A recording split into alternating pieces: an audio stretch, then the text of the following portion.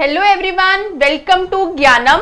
हाँ जी, नैब तहसीलदार दा तुसी पेपर दे चुके होगे ते हुण आपां डिस्कस करते हैं कि क्वेश्चन पेपर विच जो क्वेश्चन सी आपां उन्हां नूं किवें सॉल्व करना है। फर्स्ट क्वेश्चन इज, पहला क्वेश्चन किस दे नाल रिलेटेड है? वो कैप दे नाल रिलेटेड है। क्या की गया है? If it is possible to make meaningful word with the fourth 1 2 3 4 4th 5th 6th 7th 8th 9th 10th। ठीक है, अगर यह 3 लेटर का यूज करके तुसी मीनिंगफुल वर्ड बनाओ तो की बनेगा? NAT। आप इसका मीनिंगफुल वर्ड बनाइए तो एंड 10 दो मीनिंगफुल वर्ड बने। की क्या गया? Which of the following will be the last letter of the word? If no such word can be made X, if more than one, then answer is M। हाँ जी, उन्होंने क्या कि जे एक मीनिंगफुल वर्ड बनता है तो की करो, लास्ट लेटर थोड़ा आंसर होएगा। जे एक तो ज्यादा बने तो M, कोई भी ना बने तो X। अपने को दो मीनिंगफुल वर्ड बने तो इत्थे अपना आंसर की होएगा M। नेक्स्ट इज, हाँ जी, in the certain code Sikkim is written as THLJJL। हाँ जी, फर्स्ट ऑफ ऑल कुछ ना करो, पोजीशन वैल्यूज लिख लो। 19 9 11 11 9 13 28 12 10 10 12। हाँ जी, +1 -1 +1 -1 +1 -1। ठीक है जी। नेक्स्ट, ट्रेनिंग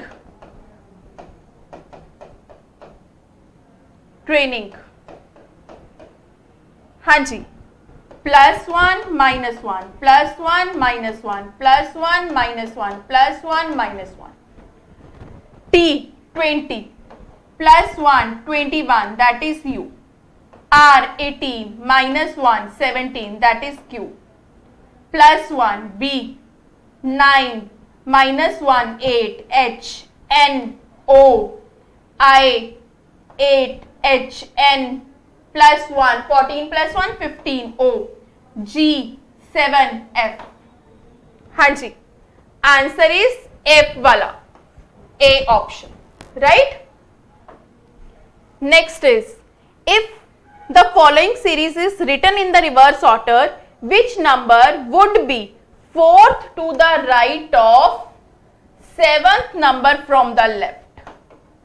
हाँ जी, एक राइट एक लेफ्ट, की करांगे आपा ऐड करके आंसर की आएगा 11th, पीछे की गिवन है लेफ्ट। ठीक है, हुण आपां नूं की किया गया? सीरीज नूं लेफ्ट कर दो, सीरीज नूं सॉरी रिवर्स कर दो। रिवर्स का मतलब कि मैं 13 11 5 O 0 1 इस तरीके ना लिखा, पर लिखा तो दोबारा बचो। ठीक है, थोनू की पूछया 11th फ्रॉम लेफ्ट, है ना। लेफ्ट अपना A हुंदा, राइट अपना A हुंदा।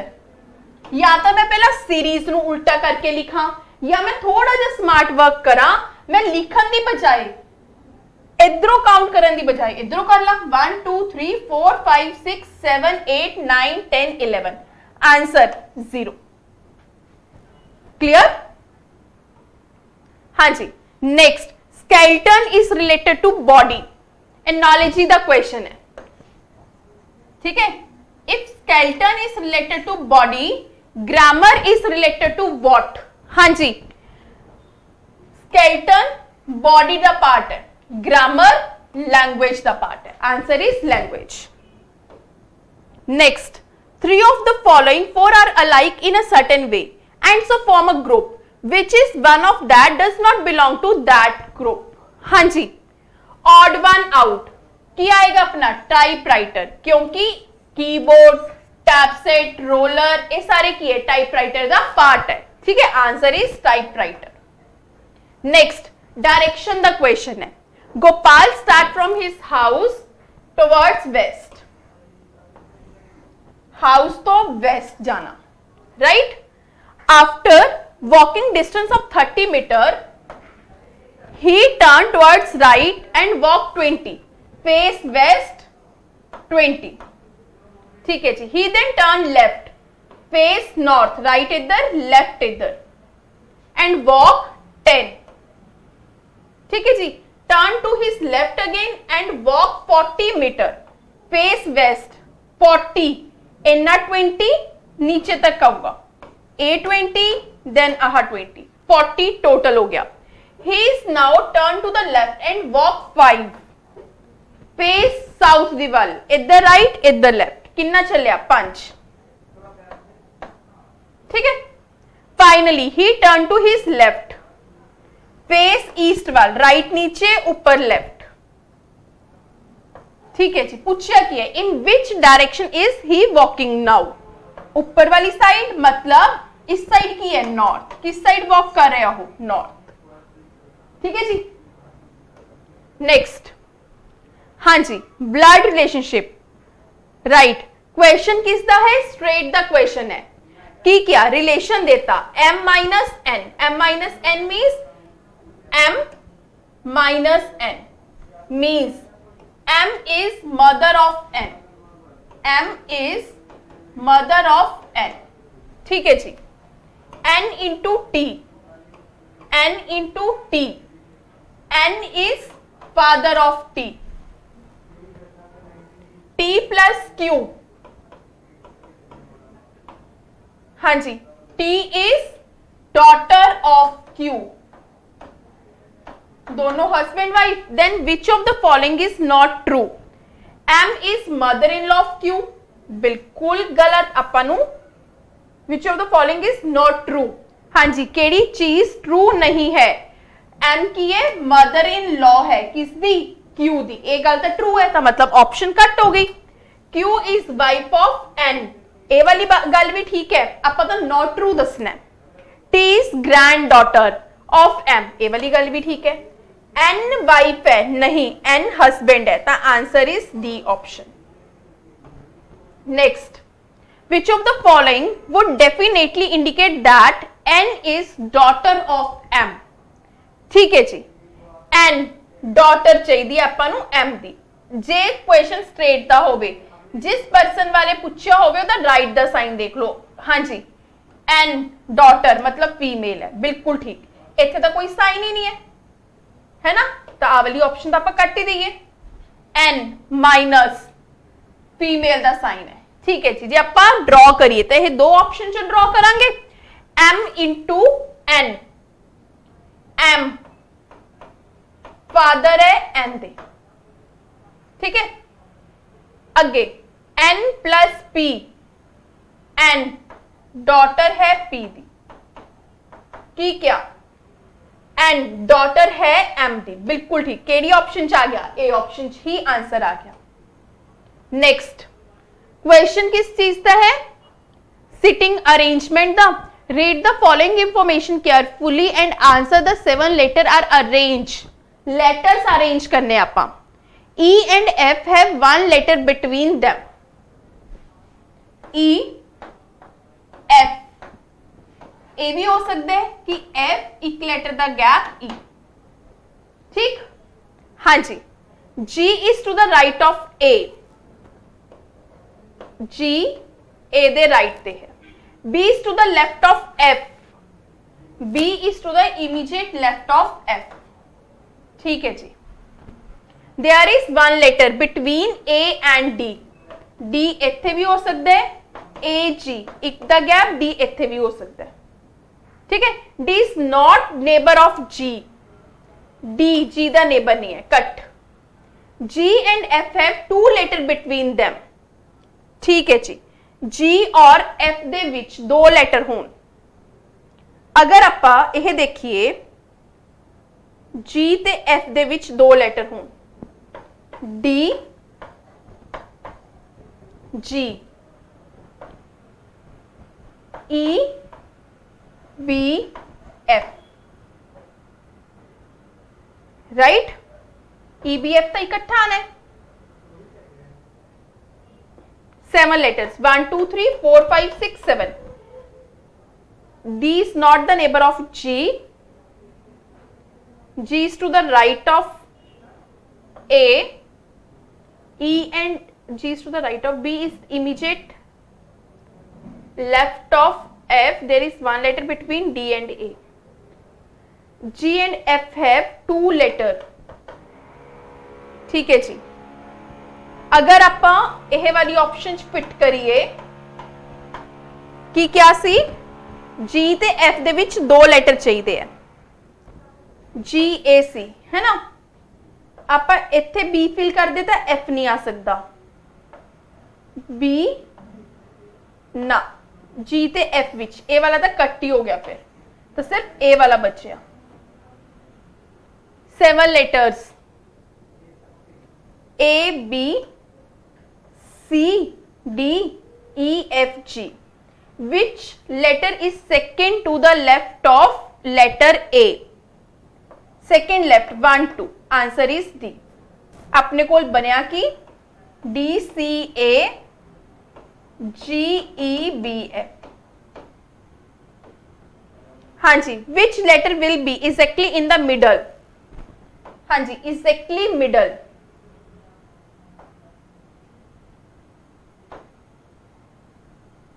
Exactly middle is G.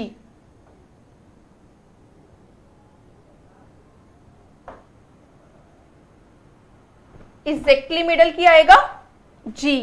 Options नहीं है तो नन. ठीक है जी.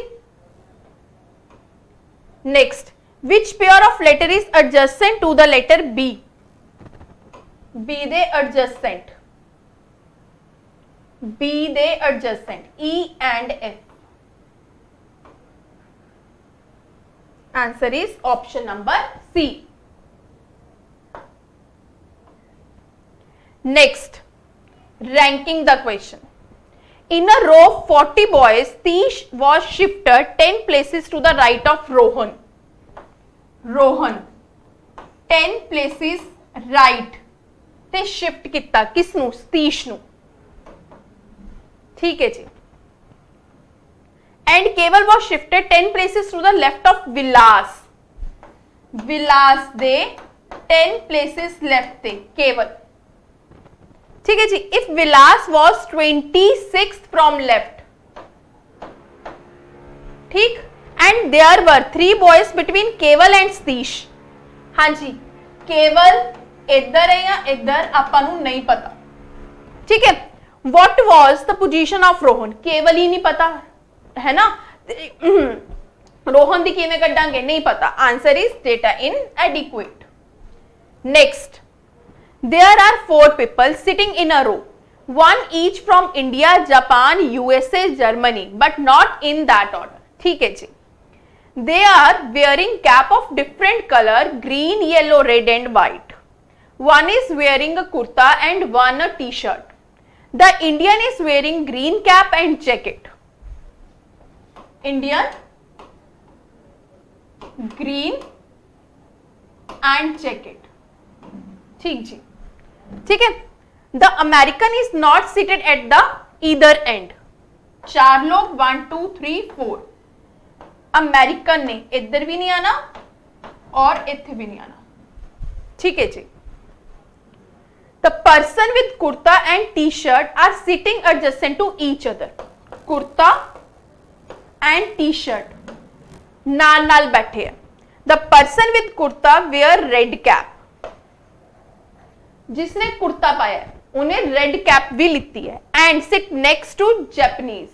हाँ जी. उन्हें टी शर्ट वाला भी हो सकता है ते इधर वाला भी जापान वाला हो सकता है. ठीक है जी. The Japanese wears a shirt and is not seated at either end. Okay.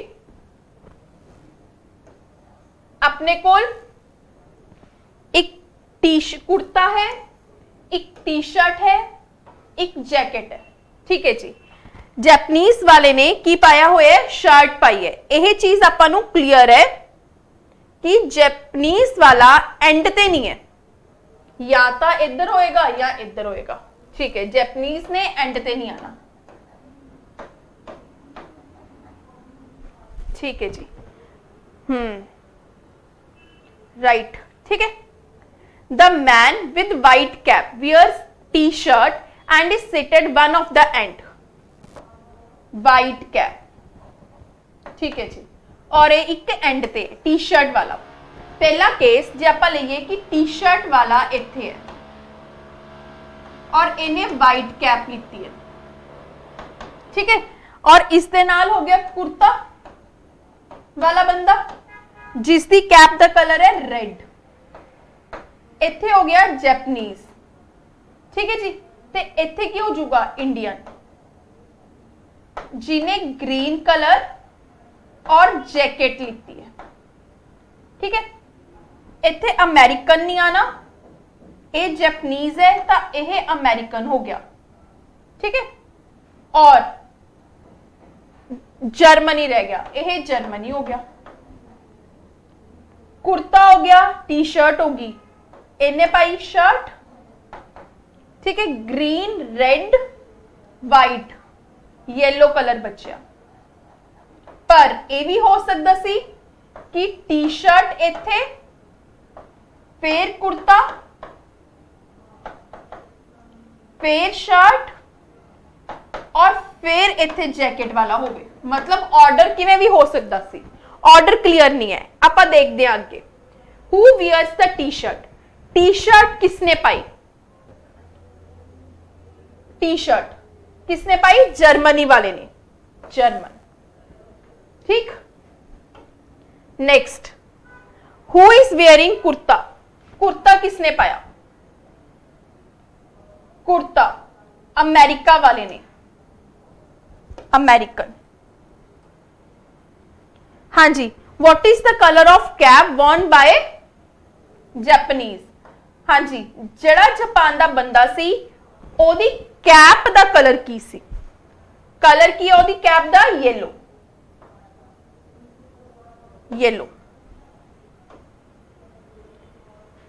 Who precedes the man wearing t-shirt,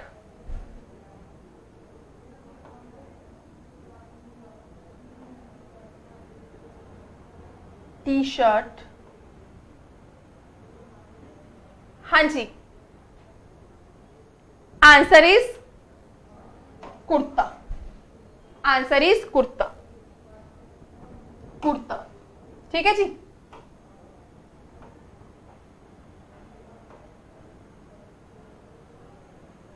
ओहो, पर्सन कुर्ता वाला पर्सन केड़ा है,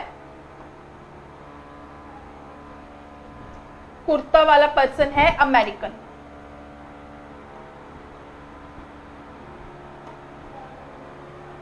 अमेरिकन।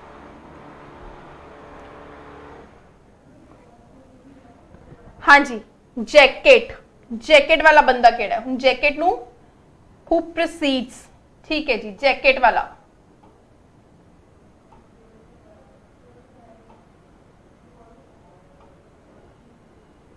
जे एक बार चार्ट बन जाता है फिर दिक्कत नहीं आती। जैकेट, जैकेट वाला केड़ा है, यह जैकेट जैपनीज,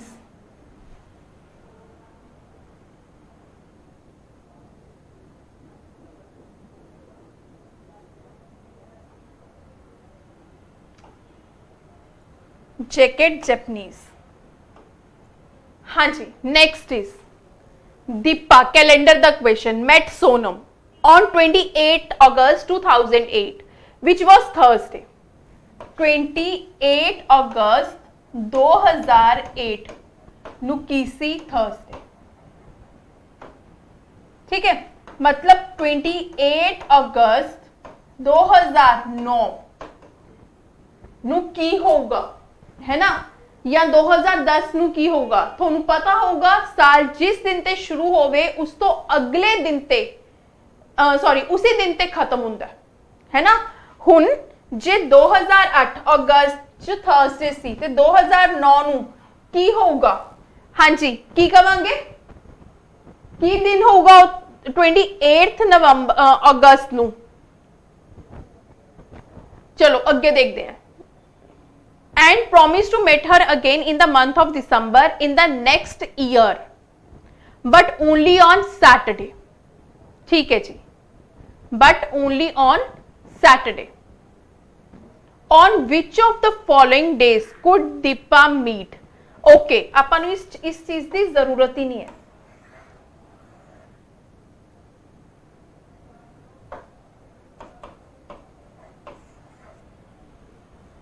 कैलेंडर ਦਾ क्वेश्चन है, ਤੁਸੀਂ ਜਿਵੇਂ ਮਰਜ਼ੀ ਕਰ ਸਕਦੇ ਹੋ। ਪਹਿਲਾਂ ਤਾਂ ਇਹ ਤੁਸੀਂ ਇਹ ਵੀ ਕਰ ਸਕਦੇ ਹੋ ਕਿ ਆਪਾਂ ਨੂੰ ਜੇ 28 ਅਗਸਤ 2008 ਨੂੰ ਥਰਸਡੇ ਦੱਸਿਆ, ਆਪਾਂ ਕੈਲੰਡਰ ਦੇ ਮੈਥਡ ਨਾਲ ਚੈੱਕ ਕਰੀਏ ਕਿ ਸੱਚੀ ਉਸ ਦਿਨ ਥਰਸਡੇ ਆ ਰਿਹਾ ਹੈ। ਫਿਰ ਆਪਾਂ ਇਹ ਚੈੱਕ ਕਰੀਏ ਕਿ ਦਸੰਬਰ ਵਿੱਚ ਕਿਸ ਦਿਨ ਸੈਟਰਡੇ ਆਊਗਾ।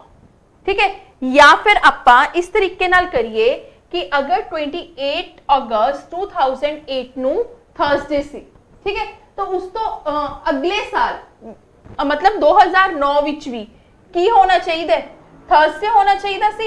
बट ਇੱਥੇ ਇੱਕ ਚੀਜ਼ ਇਹ ਇੰਪੋਰਟੈਂਟ ਹੈ, ਇਹ ਜੋ ਸਾਲ ਹੈ ਉਹ ਲੀਪ ਈਅਰ ਹੈ। अगर लीप ईयर है तो साल जिस दिन तो शुरू होवे उस तो अगले दिन ते खत्म होंदा है, मतलब इत्थे की आऊगा फ्राइडे। क्लियर जी, की आऊगा फ्राइडे, राइट। ठीक है जी, आपां हुण कढना की है, आपां दिसंबर कढना है। दिसंबर आपां नूं ये पता लग गया 28 नूं फ्राइडे है, ठीक। अगस्त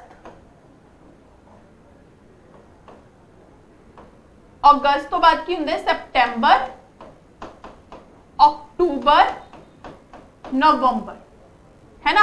अगस्त आपां 28 तक कढ लिया, आपां 28 तो लेके दिसंबर तक कढना है। 29, 30, 31 3 दिन हो गए अगस्त के, ठीक जी। सितंबर कितने दिन होंगे, 30, odd days is 2। October 31, odd days is 3। November 30 days, odd days is 2। 5 5 10, ठीक है जी, डिवाइडेड बाय 7, 3 odd days आए। अगर 28 नु फ्राइडे है ना, सैटरडे, संडे, मंडे, मंडे होगा किस दिन, मंडे किस दिन होगा, ਆਪਾਂ 28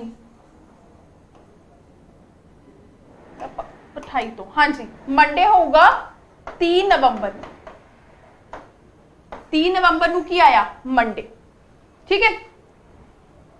1 ਨੂੰ ਕੀ ਹੋਊਗਾ, Tuesday.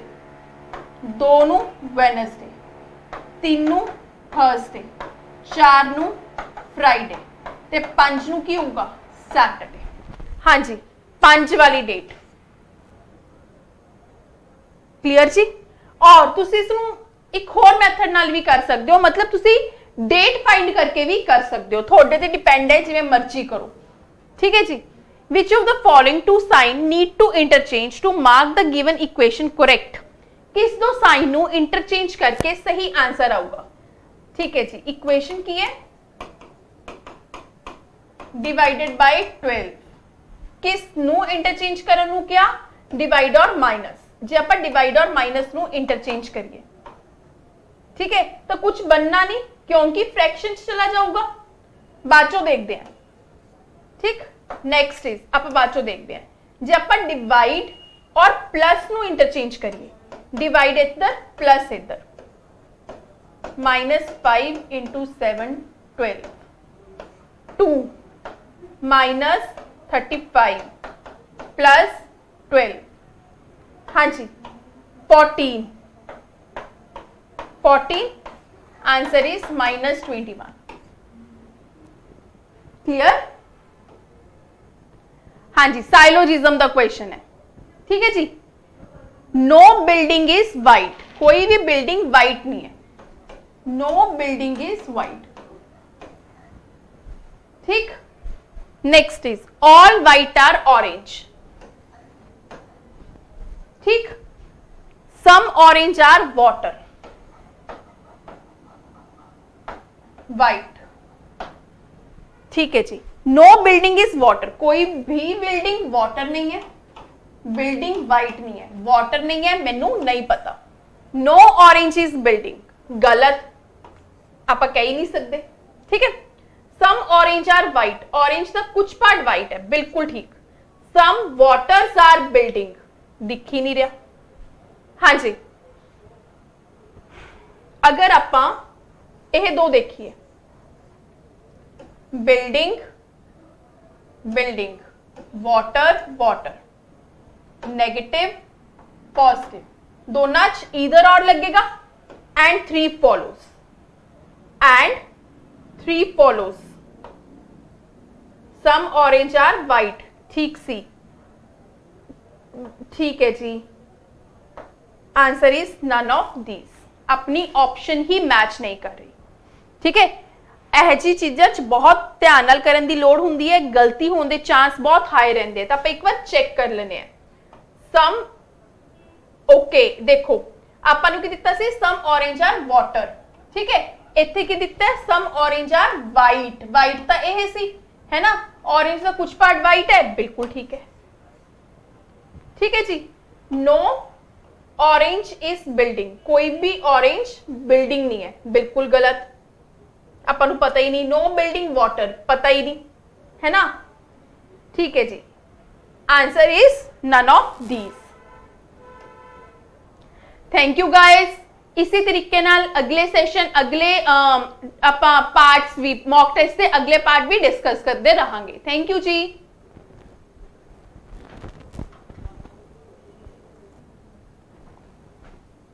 Hi everyone, welcome to Gyanam. I'm Hemlata and we are here to discuss first mock test of Naib Tahsildar. This was the first free mock test of Naib Tahsildar which you can go and attempt on our application.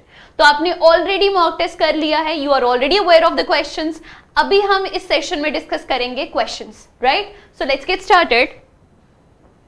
First question है, which of the following is are features of parliamentary form of government. इनमें से कौन सा parliamentary form of government का feature है?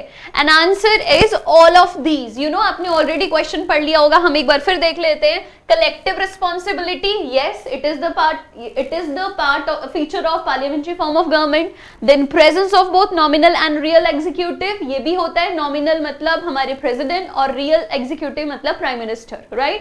तो ये भी हमारे फॉर्म ऑफ गवर्नमेंट का, पार्लियामेंट्री फॉर्म ऑफ गवर्नमेंट का फीचर है। Then third is system of majority party rule, यही तो होता है, जो पार्टी के पास सबसे ज्यादा मेजॉरिटी ऑफ सीट्स मिलती हैं वही रूल करती है, उसी का प्राइम मिनिस्टर बनता है ना। सो तीनों ही जो चीजें थी वो आती हैं हमारे पार्लियामेंट्री फॉर्म ऑफ गवर्नमेंट में। That means correct answer was option A, ठीक है, ऑप्शन ए जो था हमारा करेक्ट आंसर था। ऑलराइट, नेक्स्ट स्टार्ट करते हैं हम। नेक्स्ट क्वेश्चन है, consider the following pairs and identify the one which are correctly matched, जो करेक्टली मैच्ड है। और इनमें से अगर आप ध्यान से क्वेश्चन को पढ़ोगे तो ओनली थर्ड जो था that was only correctly matched, तो थर्ड ऑप्शन ही करेक्टली मैच थी और इसका आंसर है 3 ओनली, यानी प्रिंसिपल ऑफ सेपरेट इलेक्टोरेट। ये आया था इंडियन काउंसिल एक्ट ऑफ 1909, मतलब 1909 में जो सेपरेट इलेक्टोरेट आया था मुस्लिम्स के लिए, वो 1909 के काउंसिल एक्ट में आया था, राइट? जिसमें जो मुस्लिम होते हैं उनका लीडर भी मुस्लिम होगा और उनको वोट भी मुस्लिम देंगे। That is the meaning of separate electorate here, right, जो कि 1909 में आया था। ऑल राइट, बाकी जो थे वो करेक्टली मैच नहीं थे। We have to do 80 questions, you know, तो हम बहुत ज्यादा डिटेल में भी नहीं जा सकते हैं बिकॉज ये जो वीडियो है अदरवाइज बहुत ज्यादा लंबी बन जाएगी। तो आपने ऑलरेडी क्वेश्चंस में फिर ये लेके चल रही हूँ कि आपने ऑलरेडी मॉक टेस्ट अटेम्प्ट किया है और अब आप मॉक टेस्ट अटेम्प्ट करने के बाद इस सॉल्यूशन को देख रहे हो। ऑलराइट, नेक्स्ट क्वेश्चन लेते हैं। Examine the following statement with regard to Indian council act 1909। 1909 के ही काउंसिल एक्ट के रिगार्डिंग ये स्टेटमेंट जो है वो आपने एग्जामिन करनी है और आपने बताना है कि इनमें से कौन सी करेक्ट है। फर्स्ट स्टेटमेंट है हमारी, it established Indian dominions in the provincial but not central legislative body. Central और लेजिस्लेटिव बॉडी में ये डोमिनेंस नहीं लेकर चलता। Next is the members were given the right to move resolutions on matters of general public interest. तो इन दोनों में से ये दोनों ही स्टेटमेंट करेक्ट थी, राइट, ये दोनों ही स्टेटमेंट करेक्ट थी और हमारा आंसर है both 1 and 2। Alright, next question लेते हैं हम। Which among the following was added to preamble by 42nd amendment of constitution? ये तो आंखें बंद करके क्वेश्चन आना चाहिए कि 42nd अमेंडमेंट से कौन सी 3 चीजें हमारे कॉन्स्टिट्यूशन में ऐड की हैं। कौन कौन सी हैं? 2 तो SO वाली हैं, है ना, सोशलिस्ट और 2 S वाली हैं, सोशलिस्ट, सेक्युलर और तीसरा है इंटीग्रिटी, सोशलिस्ट, सेक्युलर और integrity.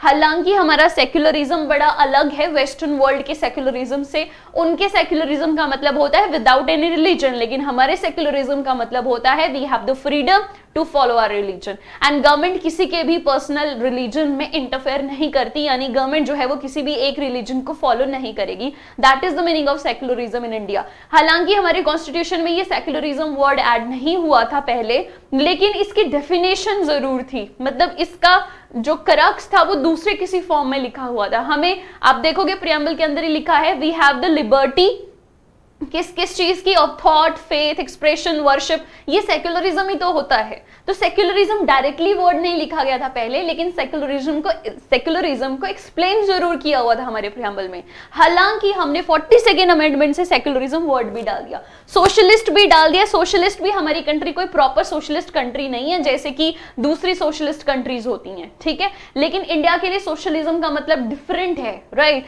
And same with the integrity, मतलब अखंडता, अखंडता अपने देश की अखंडता को साथ में लेकर चलना है, ठीक है, integrity of the nation.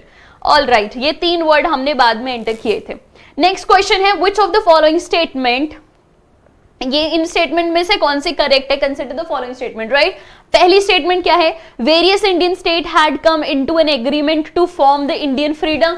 No, ऐसा इंडियन फेडरेशन ऐसा नहीं है, बहुत सारी इंडियन स्टेट के एग्रीमेंट से इंडिया नहीं बना है। इंडिया ने खुद स्टेट बनाई है अपने एडमिनिस्ट्रेशन के लिए। ये यूएसए में हुआ है, यूएसए की स्टेट्स पास में आई और उन्होंने एक यूनाइटेड स्टेट ऑफ अमेरिका बना दिया। इंडिया में ऐसा नहीं है, इंडिया में स्टेट की सहमति से इंडिया नहीं बना है, सेंटर यानी देश की सहमति से स्टेट बनी हुई है, उल्टा है इंडिया में, right. And states have right to secede from the federation, इसका मतलब है कि कोई भी स्टेट भारत से अलग हो सकती है कभी भी और आजाद देश बना सकती है, ऐसा नहीं है, ठीक है। तो कोई भी देश, कोई भी स्टेट सीड नहीं हो सकती हमारे फेडरेशन से। ऑल राइट, सो इसका करेक्ट आंसर होगा नीदर 1 नीदर 2, दोनों ही स्टेटमेंट जो है वो करेक्ट नहीं है। फाइन, ओके, नेक्स्ट क्वेश्चन लेते हैं। Consider the following statement in the context of constitution of India. ये स्टेटमेंट क्या है, The Constitution was adopted on November 26, 1949. Correct. हमारा कॉन्स्टिट्यूशन अडॉप्ट किया गया था। enact, adopt and give ourselves, 3 words दिए हैं कॉन्स्टिट्यूशन के प्रियम्बल में 26 नवंबर 1949 के लिए। Adopt, enact and give ourselves, right. तो फर्स्ट स्टेटमेंट करेक्ट है हमारी। सेकंड स्टेटमेंट कहती है Constitution of India came into force on 26 November 1950. No, it's not November, but it is 26 of January, and that is why हमारी second statement गलत हो जाती है। Third statement, doctor Rajendra Prasad is recognised as the father of constitution of India. No, doctor BR Ambedkar is recognised as the father of Indian constitution. तो third statement भी गलत हो जाती है। That means correct answer is only 1। Fine, next question. Consider the following statement in the context of differences between the fundamental right and directive principles of state policy of the constitution. दोनों के बीच का difference FR और DPSP के बीच में। First statement लेते हैं, fundamental rights are positive in character whereas directive principles are negative. अरे नहीं भाई, ये किसने बोला? फंडामेंटल राइट्स आर नेगेटिव क्योंकि वो स्टेट के अगेंस्ट दिए जाते हैं, एंड डीपीएसपी आर पॉजिटिव क्योंकि स्टेट वो वेलफेयर प्रिंसिपल्स पे वो हैं, सोशलिस्ट प्रिंसिपल पे आधारित हैं, लिबरल प्रिंसिपल पे आधारित हैं, गांधी जी के प्रिंसिपल पर आधारित हैं। तो DPSPs are positive but fundamental rights are negative. क्यों नेगेटिव हैं? Because they are given against the state. ठीक है, तो first statement incorrect. Second statement पढ़िए, fundamental rights promotes the welfare of individual whereas directive principle on the other hand develop the development of community। अरे fundamental right सही तो बोल रहा है, फंडामेंटल राइट एक इंडिविजुअल के डेवलपमेंट को, वेलफेयर को बढ़ावा देता है। बिल्कुल, मेरा पर्सनल राइट टू स्पीच है, मेरा पर्सनल राइट टू फ्रीडम है, मेरा पर्सनल राइट टू एजुकेशन है, रिलीजन पर्सनल है। ये एक इंडिविजुअल को के वेलफेयर को बढ़ावा देता है फंडामेंटल राइट। लेकिन जो डीपीएसपी है वो कम्युनिटी के डेवलपमेंट को बढ़ावा देता है। ये भी सही बोल रहा है। क्यों? मैटरनिटी बेनिफिट्स और काउ स्लॉटर्स के लिए या फिर फ्री लीगल एड, ये सोसाइटी के वेलफेयर के लिए तो है। ठीक है, तो डीपीएसपी सोसाइटी के वेलफेयर को बढ़ावा देती है और फंडामेंटल राइट इंडिविजुअल वेलफेयर को बढ़ावा देते हैं। सो सेकंड करेक्टमेंट is very correct. Third is fundamental rights are legally enforceable while directive principles are not. Correct. Fundamental right नहीं मिलते, we can go to directly to high court, इधर high court और supreme court, लेकिन DPSP नहीं मिलते, हम कहीं नहीं जा सकते, right? They are non enforceable, non justifiable. So तीसरी स्टेटमेंट भी करेक्ट है। सो हमारा आंसर हो गया finally 2 and 3। Alright, next question लेते हैं। In the part 3 of Indian Constitution, the definition of state does not include। Part 3 में स्टेट की डेफिनेशन दी है ना फंडामेंटल राइट वाले चैप्टर में, तो वो उसमें क्या नहीं आता है ये कह रहे हैं, ठीक है? क्या नहीं आता है? तो अगर आप सारी स्टेटमेंट्स पढ़ोगे, government and parliament of the India दिया है government and the legislature each of each state, वो भी तो गवर्नमेंट होती है, वो भी तो स्टेट होती है। कोई भी गवर्नमेंट जो है वो स्टेट ही तो है हमारे लिए। स्टेट का मतलब देखो, स्टेट राज्य नहीं होता, स्टेट का मतलब सरकार भी होता है, और सेंटर सरकार और पार्लियामेंट वो सरकार ही तो है। स्टेट की लेजिस्लेचर भी तो सरकार होती है, वो भी तो स्टेट होती है। Third, all local authorities, municipality, panchayat, वो भी तो सरकार ही है हमारी, है ना? पंचायती राज वो भी सरकार के पास आता है, एमसी वो भी सरकार का ही होता है। यानी ये तीनों स्टेटमेंट करेक्ट हैं, ये तीनों स्टेट की डेफिनेशन में आती हैं। लेकिन फोर्थ देखो, private body, agency working independently of the state. अरे प्राइवेट बॉडी तो प्राइवेट बॉडी है ना, वो स्टेट कैसे हो सकती है, वो सरकार कैसे हो सकती है? तो चौथी स्टेटमेंट जो है वो इनकरेक्ट है, और यही तो पूछा था, इनकरेक्ट पूछा था, डज नॉट इंक्लूड पूछा था, ठीक है? आगे चलते हैं। Consider the following statement. Right to propagate one's religion includes the right to convert another person to one's own religion. क्या ये सही है? इनमें से आपने बताना है नॉट करेक्ट। नॉट करेक्ट बताना, ये जरूर देख लेना पेपर में, करेक्ट पूछा है कि नॉट करेक्ट पूछा है। इन्होंने पूछा है नॉट करेक्ट। अब ये कह रहे हैं पहली स्टेटमेंट में कि किसी बंदे को अपने रिलीजन में कन्वर्ट करवा लेना ये ठीक है। ऐसा ठीक नहीं है भाई, ये कोई राइट नहीं है, ठीक है? Article 29 of Indian constitution is restricted to Indian citizens only, that is correct. Article 29 जो है वो इंडियन सिटीजन्स के लिए ही है, लेकिन आर्टिकल जो फर्स्ट है दैट इज इनकरेक्ट। तो हमारा राइट आंसर क्या है? ओनली 1, ठीक है? आगे चलते हैं।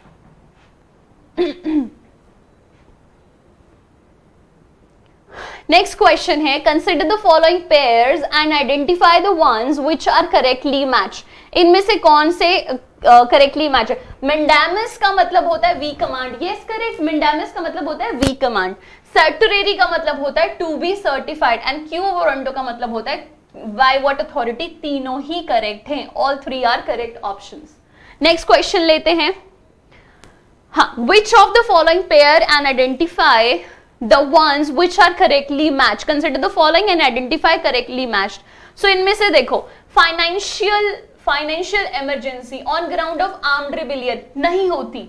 Financial emergency ground armed rebellion पे कैसे लग सकती है? फाइनेंशियल इमरजेंसी तो तब लगेगी ना जब फाइनेंशियल प्रॉब्लम आएंगी देश के सामने। आर्मी के लिए ऐसा कुछ नहीं होगा, ठीक है? दूसरा है external emergency war. Of course जब बाहर से कोई अटैक करता है तभी तो एक्सटर्नल इमरजेंसी लगती है। अंदर कंट्री में कुछ हो जाए वो इंटरनल प्रॉब्लम होती है, ठीक है? तो ये करेक्ट है। थर्ड है president rule, article 356 and 65 correct है। अब प्रेसिडेंट रूल दोनों ही आर्टिकल में मेंशन किया गया है, मेन आर्टिकल 356 है बट 65 में भी दिया हुआ है, ठीक है? सो ये दोनों ही करेक्ट हैं। हमारा आंसर हो गया 2 and 3 are correctly matched. Next question देखते हैं। The 91st Constitutional Amendment Act of 2003 provided for which of the following? 91st Constitutional Amendment जो है वो क्या प्रोवाइड करती है? बहुत सारी ऑप्शन है, मैं करेक्ट ऑप्शन आपके लिए पढ़ रही हूँ सीधा। ऑप्शन है the total number of ministers including prime minister in the council of minister shall not exist 15% of the total strength of Lok Sabha. इसका मतलब है कि जो लोकसभा की टोटल स्ट्रेंथ है, अब हमें पता है कि जो लोग पार्टी नहीं जीत के जाती है तो उस पार्टी में से कुछ जो हैं वो मिनिस्टर्स बन जाते हैं जाके, जैसे कैबिनेट मिनिस्टर बन गए, MOS बन गए, तो वो कितने हो सकते हैं? वो 15% हो सकते हैं। टोटल जितनी लोकसभा की स्ट्रेंथ है उसका सिर्फ 15% लोग जो हैं उतने मिनिस्टर्स बनाए जा सकते हैं, उनको मिनिस्ट्री का हेड बनाया जाता है, उनको कैबिनेट मिनिस्टर MOS या MOS इंडिपेंडेंट बनाया जाता है। वही यहां पर कह रहे हैं कि टोटल नंबर ऑफ मिनिस्टर जो हैं वो 15% से ज्यादा एक्सीड नहीं हो सकते from the total strength of Lok Sabha. Clear? Next question. Consider the following pair and identify the one which are correctly matched. देखो ये क्वेश्चन थोड़े हाई लेवल के हैं, सिर्फ उन लोगों को समझ आएंगे जिन्होंने बेसिक तैयारी कर रखी है, और अगर आपने बेसिक तैयारी नहीं कर रखी है तो you can come and join the classes, ठीक है। उसमें आपको डिटेल में ये सारी चीजें करवाई जाएंगी। यहाँ हम सिर्फ मॉक टेस्ट डिस्कस कर रहे हैं, तो हमें मॉक टेस्ट उसकी थोड़ी सी एक्सप्लेनेशन और आंसर चेक करना है, right. Okay, consider the following pair and identify the one which are correctly matched. यहाँ पर करेक्टली मैच सिर्फ दूसरा है, vice president and president of India. Executive vice president submit resignation to president of India. President of India अपना resignation vice president को देता है, vice president of India अपना रेजिग्नेशन प्रेसिडेंट को देता है, ठीक है। That means they resign to each other, एक दूसरे को रिजाइन करते हैं प्रेसिडेंट एंड वाइस प्रेसिडेंट। ऐसे ही जो स्पीकर और डेप्यूटी स्पीकर होता है वो भी एक दूसरे को ही रिजाइन करते हैं, याद रखना इस बात को, ठीक है। तो करेक्ट इज 2 ओनली, राइट। हाँ, next is wait, president submit resignation to vice president. एक मिनट, हमने क्वेश्चन को ध्यान से नहीं पढ़ा, ये भी करेक्ट है। प्रेसिडेंट अपना रेजिग्नेशन वाइस प्रेसिडेंट को देता है, करेक्ट। गवर्नर अपना रेजिग्नेशन प्रेसिडेंट ऑफ इंडिया को देता है, करेक्ट। दैट मीन्स तीनों करेक्ट है। हमारा आंसर सेकंड नहीं है, हमारा आंसर है 1, 2 एंड 3, तीनों इसके आंसर हैं। प्रेसिडेंट वाइस प्रेसिडेंट को रेजिग्नेशन देता है, vice president president of India को देता है, गवर्नर प्रेसिडेंट ऑफ इंडिया को देता है, करेक्ट, ठीक है। आगे चलते हैं। The Black Mountains are located in, Black Mountains कहाँ लोकेटेड हैं? They are located, ये तो अब इसको डिस्कस करने की ज्यादा जरूरत नहीं है। These are located in USA. Next one is the biggest hot desert of the world is Sahara. एक ही तो है सबसे बड़ा डेजर्ट, तो बिगेस्ट हॉट डेजर्ट कौन सा है? सहारा है, which is in Africa. Next, which of the following has the oldest rock in the country? जो सबसे पुरानी माउंटेन्स होंगी वही ओल्डेस्ट रॉक में आएंगी। तो सबसे पुरानी माउंटेन्स है हमारी अरावलीज। कौन सी हैं? अरावली। अप्रॉक्स 600 और 700 मिलियन ईयर्स अगो, इतनी पुरानी है ये। Oldest not in India but in the world, पूरे वर्ल्ड में भी सबसे ओल्डेस्ट है ये, वन ऑफ द ओल्डेस्ट। और youngest Himalayas, oldest Aravalli, so we have both. Next, what are the date or dates on which day and nights are equal in both the hemisphere? तो आपको पता है इक्विनॉक्स जिसको बोलते हैं मार्च और सितंबर में आता है ना। It is March 21 and March September 23, जिस दिन equal day and equal night होती हैं, ठीक है। Okay, what are the date? अच्छा, next question. The stratosphere is said to be ideal for flying jet aircraft. This is because सबसे नीचे वाली लेयर होती है अर्थ की ट्रोपोस्फेयर। यहाँ ऐसे अर्थ है, इधर होगा ट्रोपोस्फेयर, उसके बाद होगा स्ट्रेटोस्फेयर। ये जो स्ट्रेटोस्फेयर होती है इसमें सबसे ज्यादा एरोप्लेन जो है वो सेफ चलाए जा सकते हैं। क्यों? Reason being absence of cloud and weather phenomena. वहां क्लाउड वेदर फिनोमिना हो ही नहीं। सबसे ज्यादा प्रॉब्लम कब आती है? जब बारिश है, तूफान है, स्टॉर्म्स हैं, वहां पर ऐसा कुछ है ही नहीं, तो it is safe to fly the jets over there. So answer होगा हमारा D. Fine. Next question, which of the following is the process involved in photosynthesis? photosynthesis, अरे ये तो आंखें बंद करके इसमें तो कुछ सोचने की जरूरत नहीं है। फोटोसिंथेसिस में क्या होता है? Free energy is converted into potential energy and stored energy ही तो बनाई जाती है। कार्बोहाइड्रेट जो फूड बनाया जाता है that is the form of energy. तो फ्री एनर्जी जो है उसको पोटेंशियल एनर्जी बना दिया जाता है और उसको स्टोर किया जाता है फॉर फ्यूचर यूज, जब हमें जरूरत पड़ती है। जब हम खाना खाते हैं हमारी बॉडी भी तो स्टोर करती है एनर्जी फॉर फ्यूचर यूज। जब एक्सरसाइज करेंगे, जब भागेंगे, जब यूज करेंगे उस एनर्जी को, तो वो काम आएगी हमारे, ठीक है। तो right answer is B. Next is, मैं फिर आपको बोल रही हूं, मैं यहाँ पे फ्रेश बच्चों को शायद दिक्कत आ सकती है, उनको थोड़ा फास्ट भी लग सकता है बिकॉज देयर आर 80 क्वेश्चंस। हमने 80 क्वेश्चंस डिस्कस करने हैं, ठीक है। तो क्या होगा, आपको बेसिक जिनके क्लियर हैं ये उन्हीं को ज्यादा चीजें समझ आएंगी, है ना। चलिए, what would happen if phytoplankton of an ocean is completely destroyed for some reason? Phytoplanktons, जो प्लैंक्टन्स होते हैं ना, प्लैंक्टन्स वो होते हैं जो ओशन की लहरों के साथ जो है वो एक जगह से दूसरी जगह जाते हैं। वो एक्टिव स्विमर नहीं होते, अगेंस्ट लहरों के अगेंस्ट वो नहीं स्विम कर सकते हैं, उनको बोलते हैं प्लैंकटॉन्स, ठीक है। सो फाइटोप्लैंकटॉन्स अगर ओशन के खत्म कर दिए जाएं, ये कह रही हैं, तो क्या होगा? ऑप्शन फर्स्ट है the ocean is a carbon sink would be adversely affected. बिल्कुल, ओशन कार्बन सिंक है। ओशन में फाइटोप्लैंकटॉन्स बहुत सारी कार्बन को ले लेते हैं। फाइटो मतलब प्लांट्स, प्लैंकटन मतलब जो तैरते हैं।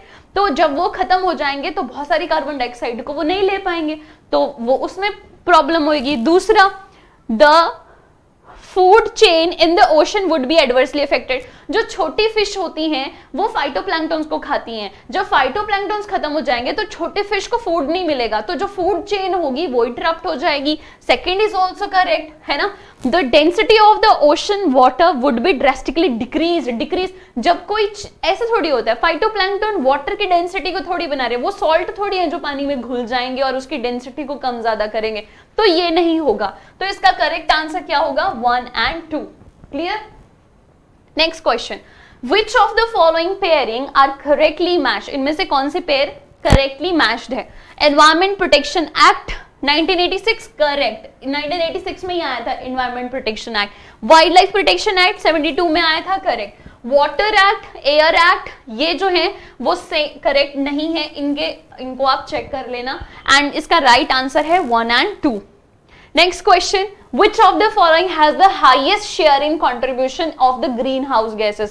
सबसे ज्यादा कार्बन डाइऑक्साइड, यहाँ पे वाटर वेपर नहीं है। अगर ग्रीन हाउस इफेक्ट कौन करता है सबसे ज्यादा, ऐसा आएगा तो आंसर होगा वाटर वेपर, अगर दिया होता। हालांकि इन सब में सबसे ज्यादा जो ग्रीन हाउस इफेक्ट करता है वो है carbon dioxide. Green house effect क्या होता है? कार्बन हमारी अर्थ के ऊपर सन की रेज आती हैं, कार्बन यहाँ पर इसको सन की रेज को ट्रैप कर लेती है और यहाँ पे टेम्परेचर को इंक्रीज कर देती है, and this phenomena is called green house effect. ठीक है, नेक्स्ट चलते हैं। Which ministry has undertaken the national mission for a green India? Ministry of environment and forest, इसमें सोचने की जरूरत नहीं है। नेक्स्ट क्वेश्चन है हमारा, which of the following statement are not correct? इनमें से कौन सी स्टेटमेंट करेक्ट नहीं है? Mars is considered the Earth's twin planet, no Venus is considered, गलत है ये। ठीक है, Mercury is the hottest planet because of its proximity to sun, no, बहुत पास है मरकरी लेकिन हॉटेस्ट नहीं है, हॉटेस्ट तो वीनस है। क्यों हॉटेस्ट है? क्योंकि वीनस में बहुत ज्यादा कार्बन डाइऑक्साइड है, ग्रीन हाउस इफेक्ट बहुत ज्यादा है, इसलिए हालांकि दूसरे नंबर पर है लेकिन मरकरी से भी ज्यादा हॉट है। ठीक है, Saturn has the maximum number of known moons. Yes, it is correct. आपको लगेगा नहीं यार जुपिटर है, बट नहीं, अभी रिसेंटली अगर आप चेक करोगे तो अभी जितने नोन मून है, हो सकता है जुपिटर के ज्यादा मून हो लेकिन हमें नोन नहीं है। सैटर्न के मून 80 से ज्यादा हो चुके हैं जिनको हम जानते हैं, लेकिन जुपिटर के इतने मून्स को अभी तक हमने डिस्कवर नहीं किया है। ठीक है, सो ये करेक्ट स्टेटमेंट है, that means first and second is correct, incorrect 1 जो कि हमारा आंसर था 1 and 2। Stars are born in clouds of dust and gases known as, जब स्टार बनना स्टार्ट होता है ना तो सबसे पहले एक डस्ट का क्लाउड होता है, ठीक है, और उस क्लाउड को हम बोलते हैं नेबुला। क्या बोलते हैं? Nebula. So nebula is the correct answer. Next one is inflation in India is measured on which of the following indexes? India में इन्फ्लेशन किस पे किया जाता है मेजर? सीपीआई बोलते हैं उसे। हाँ, WPI भी होता है लेकिन वो यहाँ पे आंसर में नहीं था। Right answer is consumer price index. ठीक है, और इसे जो है ministry of statistics and programme implementation वो करती है इसे calculate. Next is when is the price of commodity goods and services start declining? Decline मतलब कम होना शुरू हो जाता है। कब होता है? जब डिफ्लेशन हो। इन्फ्लेशन तो महंगाई होती है, डिफ्लेशन होता है सस्ताई, सस्ता हो जाता है, यही तो बोल रहे हैं। सस्ता कब होता है? डिक्लाइन, डिफ्लेशन में। ठीक है, next question, economic growth is usually coupled with, जब महंगाई बढ़ती है हम और काम करते हैं क्योंकि हमें बहुत सारे अपने डिजायर्स को पूरा करना है, और महंगाई से मैच करने के लिए हम काम ज्यादा करेंगे। हम ज्यादा काम करेंगे, इकोनॉमी में ज्यादा कंट्रीब्यूट करेंगे, इकोनॉमी में ज्यादा कंट्रीब्यूट करेंगे, हमारे देश की ज्यादा डेवलपमेंट होगी, इकोनॉमी आगे जाएगी। तो महंगाई जब बढ़ती है, इन्फ्लेशन जब होता है तो इकोनॉमिक ग्रोथ भी साथ में आती है, लेकिन सर्टेन लिमिट तक। बहुत ज्यादा इन्फ्लेशन बढ़ जाए तो ऐसा नहीं होता, लेकिन एक सर्टेन अमाउंट तक। ठीक है, सो इसका राइट आंसर होगा इन्फ्लेशन। इकोनॉमिक ग्रोथ जो है वो इन्फ्लेशन के साथ बढ़ती है। Clear? Next, consider the following statement in regard to money market in India. Money market in India मतलब short term market in India, जो कि अप टू अप्रॉक्स 1 ईयर तक होती है। देखिए कौन कौन से स्टेटमेंट्स हैं। फर्स्ट स्टेटमेंट कहती है it is the market for short term funds with maturity ranging from overnight. Good, it is correct. मैंने अभी कहा आपको शॉर्ट टाइम मार्केट होती है अप टू 1 ईयर तक, ठीक है। It act as an instrument of liquidity adjustment for central bank, बिल्कुल सही है। Liquidity adjustment of central banks, RBI is the one regulator of money market, और आरबीआई ही तो बैंक्स की लिक्विडिटी को एडजस्ट करता है, लिक्विडिटी एडजस्टमेंट फैसिलिटी प्रोवाइड करता है, तो ये भी मनी मार्केट में ही आता है। दोनों स्टेटमेंट्स करेक्ट हैं, बोथ 1 एंड 2। दूसरी कैपिटल होती है कैपिटल मार्केट, दूसरी मार्केट होती है कैपिटल मार्केट, जो कि 1 साल से ऊपर के टाइम के लिए होती है, ठीक है। Next question, Which of the following steps that will result in containing inflation? इनमें से कौन से स्टेप्स हैं जो इन्फ्लेशन को कंट्रोल करने के लिए होंगे? First, increasing cash reserve ratio. Yes, अब देखो यार ये कॉन्सेप्ट बहुत डिटेल में है समझने को, बट यहाँ पे मैं आपको आंसर ही बता रही हूँ इसमें, ठीक है। सीआरआर को जब हम इंक्रीज करते हैं तो इन्फ्लेशन हमारा कंट्रोल होता है। बेसिकली होता क्या, एक छोटा सा चलो कॉन्सेप्ट बता देती हूँ। क्या होता है कि अगर सीआरआर बढ़ाएंगे तो बैंक को कैश रिजर्व रेशो ज्यादा रखना पड़ेगा, मतलब बैंक अपनी रोज की एक्टिविटीज के लिए या लोन देने के लिए कम पैसा मिलेगा बैंक को, क्योंकि उसने रिजर्व बढ़ा दिया अपना, ठीक है। जब उसको कम पैसा मिलेगा तो मार्केट में कम पैसा जाएगा, अगर मार्केट में कम पैसा जाएगा तो इन्फ्लेशन अपने आप कंट्रोल हो जाता है। इन्फ्लेशन तब बढ़ता है जब मार्केट में पैसा ज्यादा होता है, ठीक है। तो ये करेक्ट था। दूसरा, डिक्रीज स्टैट्यूटरी लिक्विडिटी रेशो, ये गलत है। सीआरआर बढ़ानी पड़ती है, एसएलआर भी बढ़ानी पड़ती है, दोनों चीजें इंक्रीज होती हैं जब हमने इन्फ्लेशन को कंट्रोल करना है। और थर्ड है हमारा permitting central state agencies to import duty free pulses and sugar, ये भी करेक्ट है। Duty free pulses and sugar को लाओ और इंपोर्ट जो है वो बढ़ाओ, उससे भी फायदा होता है। सो दोनों ही चीजें हैं, आपको इसके कॉन्सेप्ट में डिटेल में समझना पड़ेगा इसको, ठीक है। तो यहाँ पे कॉन्सेप्ट समझाने का इतना डिटेल का टाइम नहीं है, लेकिन हाँ अगर आप क्लासेस लगाते हो वहां पे आपको कॉन्सेप्ट जरूर समझाया जाएगा। मैंने थोड़ा सा आपको आइडिया दे दिया कि सीआरआर से कैसे होता है इन्फ्लेशन कंट्रोल, ठीक है। Alright, next is a closed economy is an economy in which neither export nor import, कुछ नहीं होता वहां पर, ठीक है, उसको बोलते हैं हम closed economy. Next, Many times we read a term free market in newspaper. What does it mean? ये free market क्या होता है ना?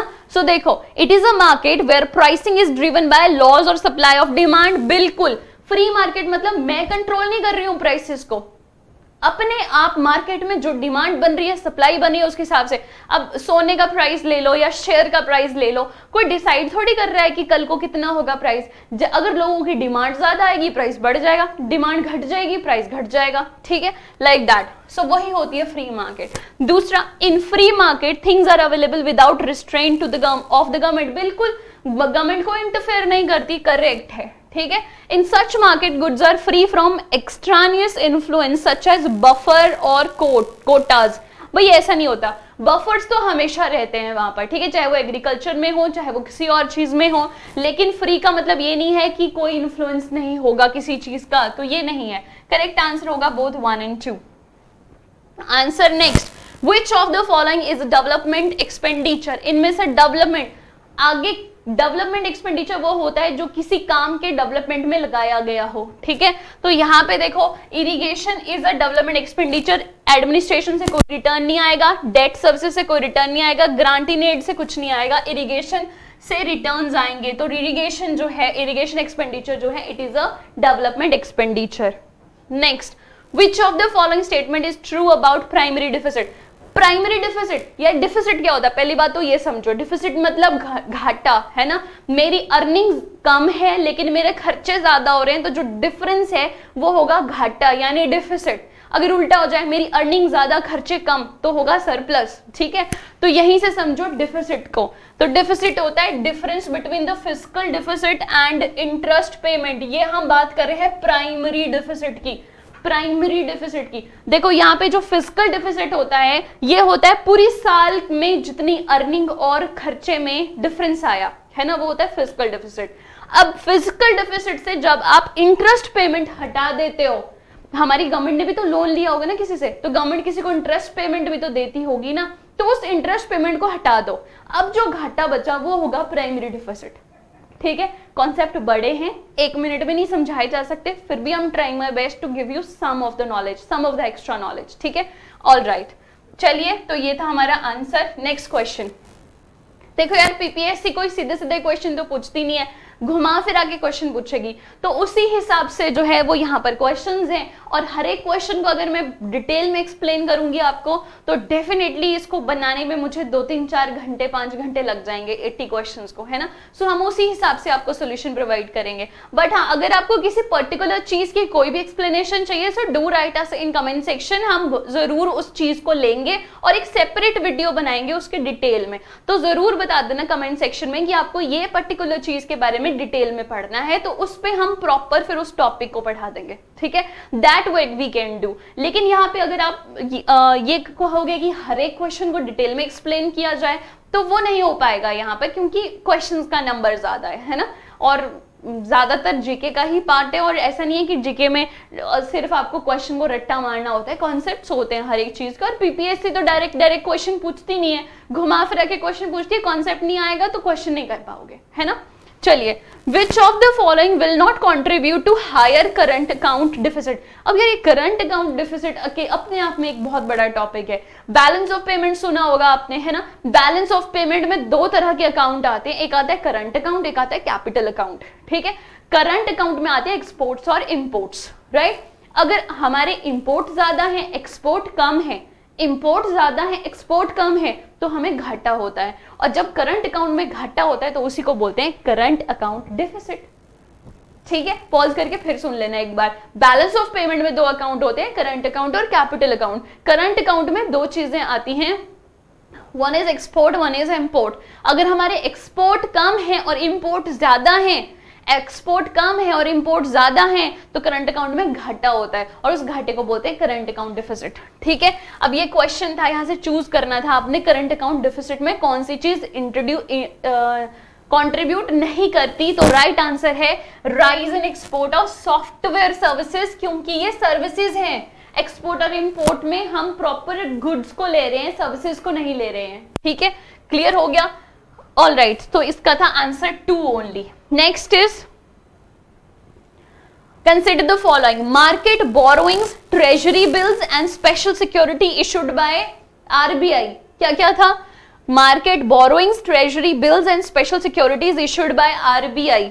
इनमें से पूछा है which of these are components of internal debt. इनमें से इंटरनल डेट, सब इंटरनल डेट है। इंटरनल डेट मतलब हम किसी बाहर वाली कंट्री से नहीं उठा रहे डेट, अपनी ही कंट्री के बीच में। मार्केट बोरोइंग अपनी कंट्री से कर सकते हैं, ट्रेजरी बिल सरकार के होते हैं, स्पेशल सिक्योरिटी बॉन्ड्स ये भी सरकार की होते हैं ज्यादातर आरबीआई के पास। तो सभी इनमें इंटरनल डेट ही है, ठीक है, तीनों।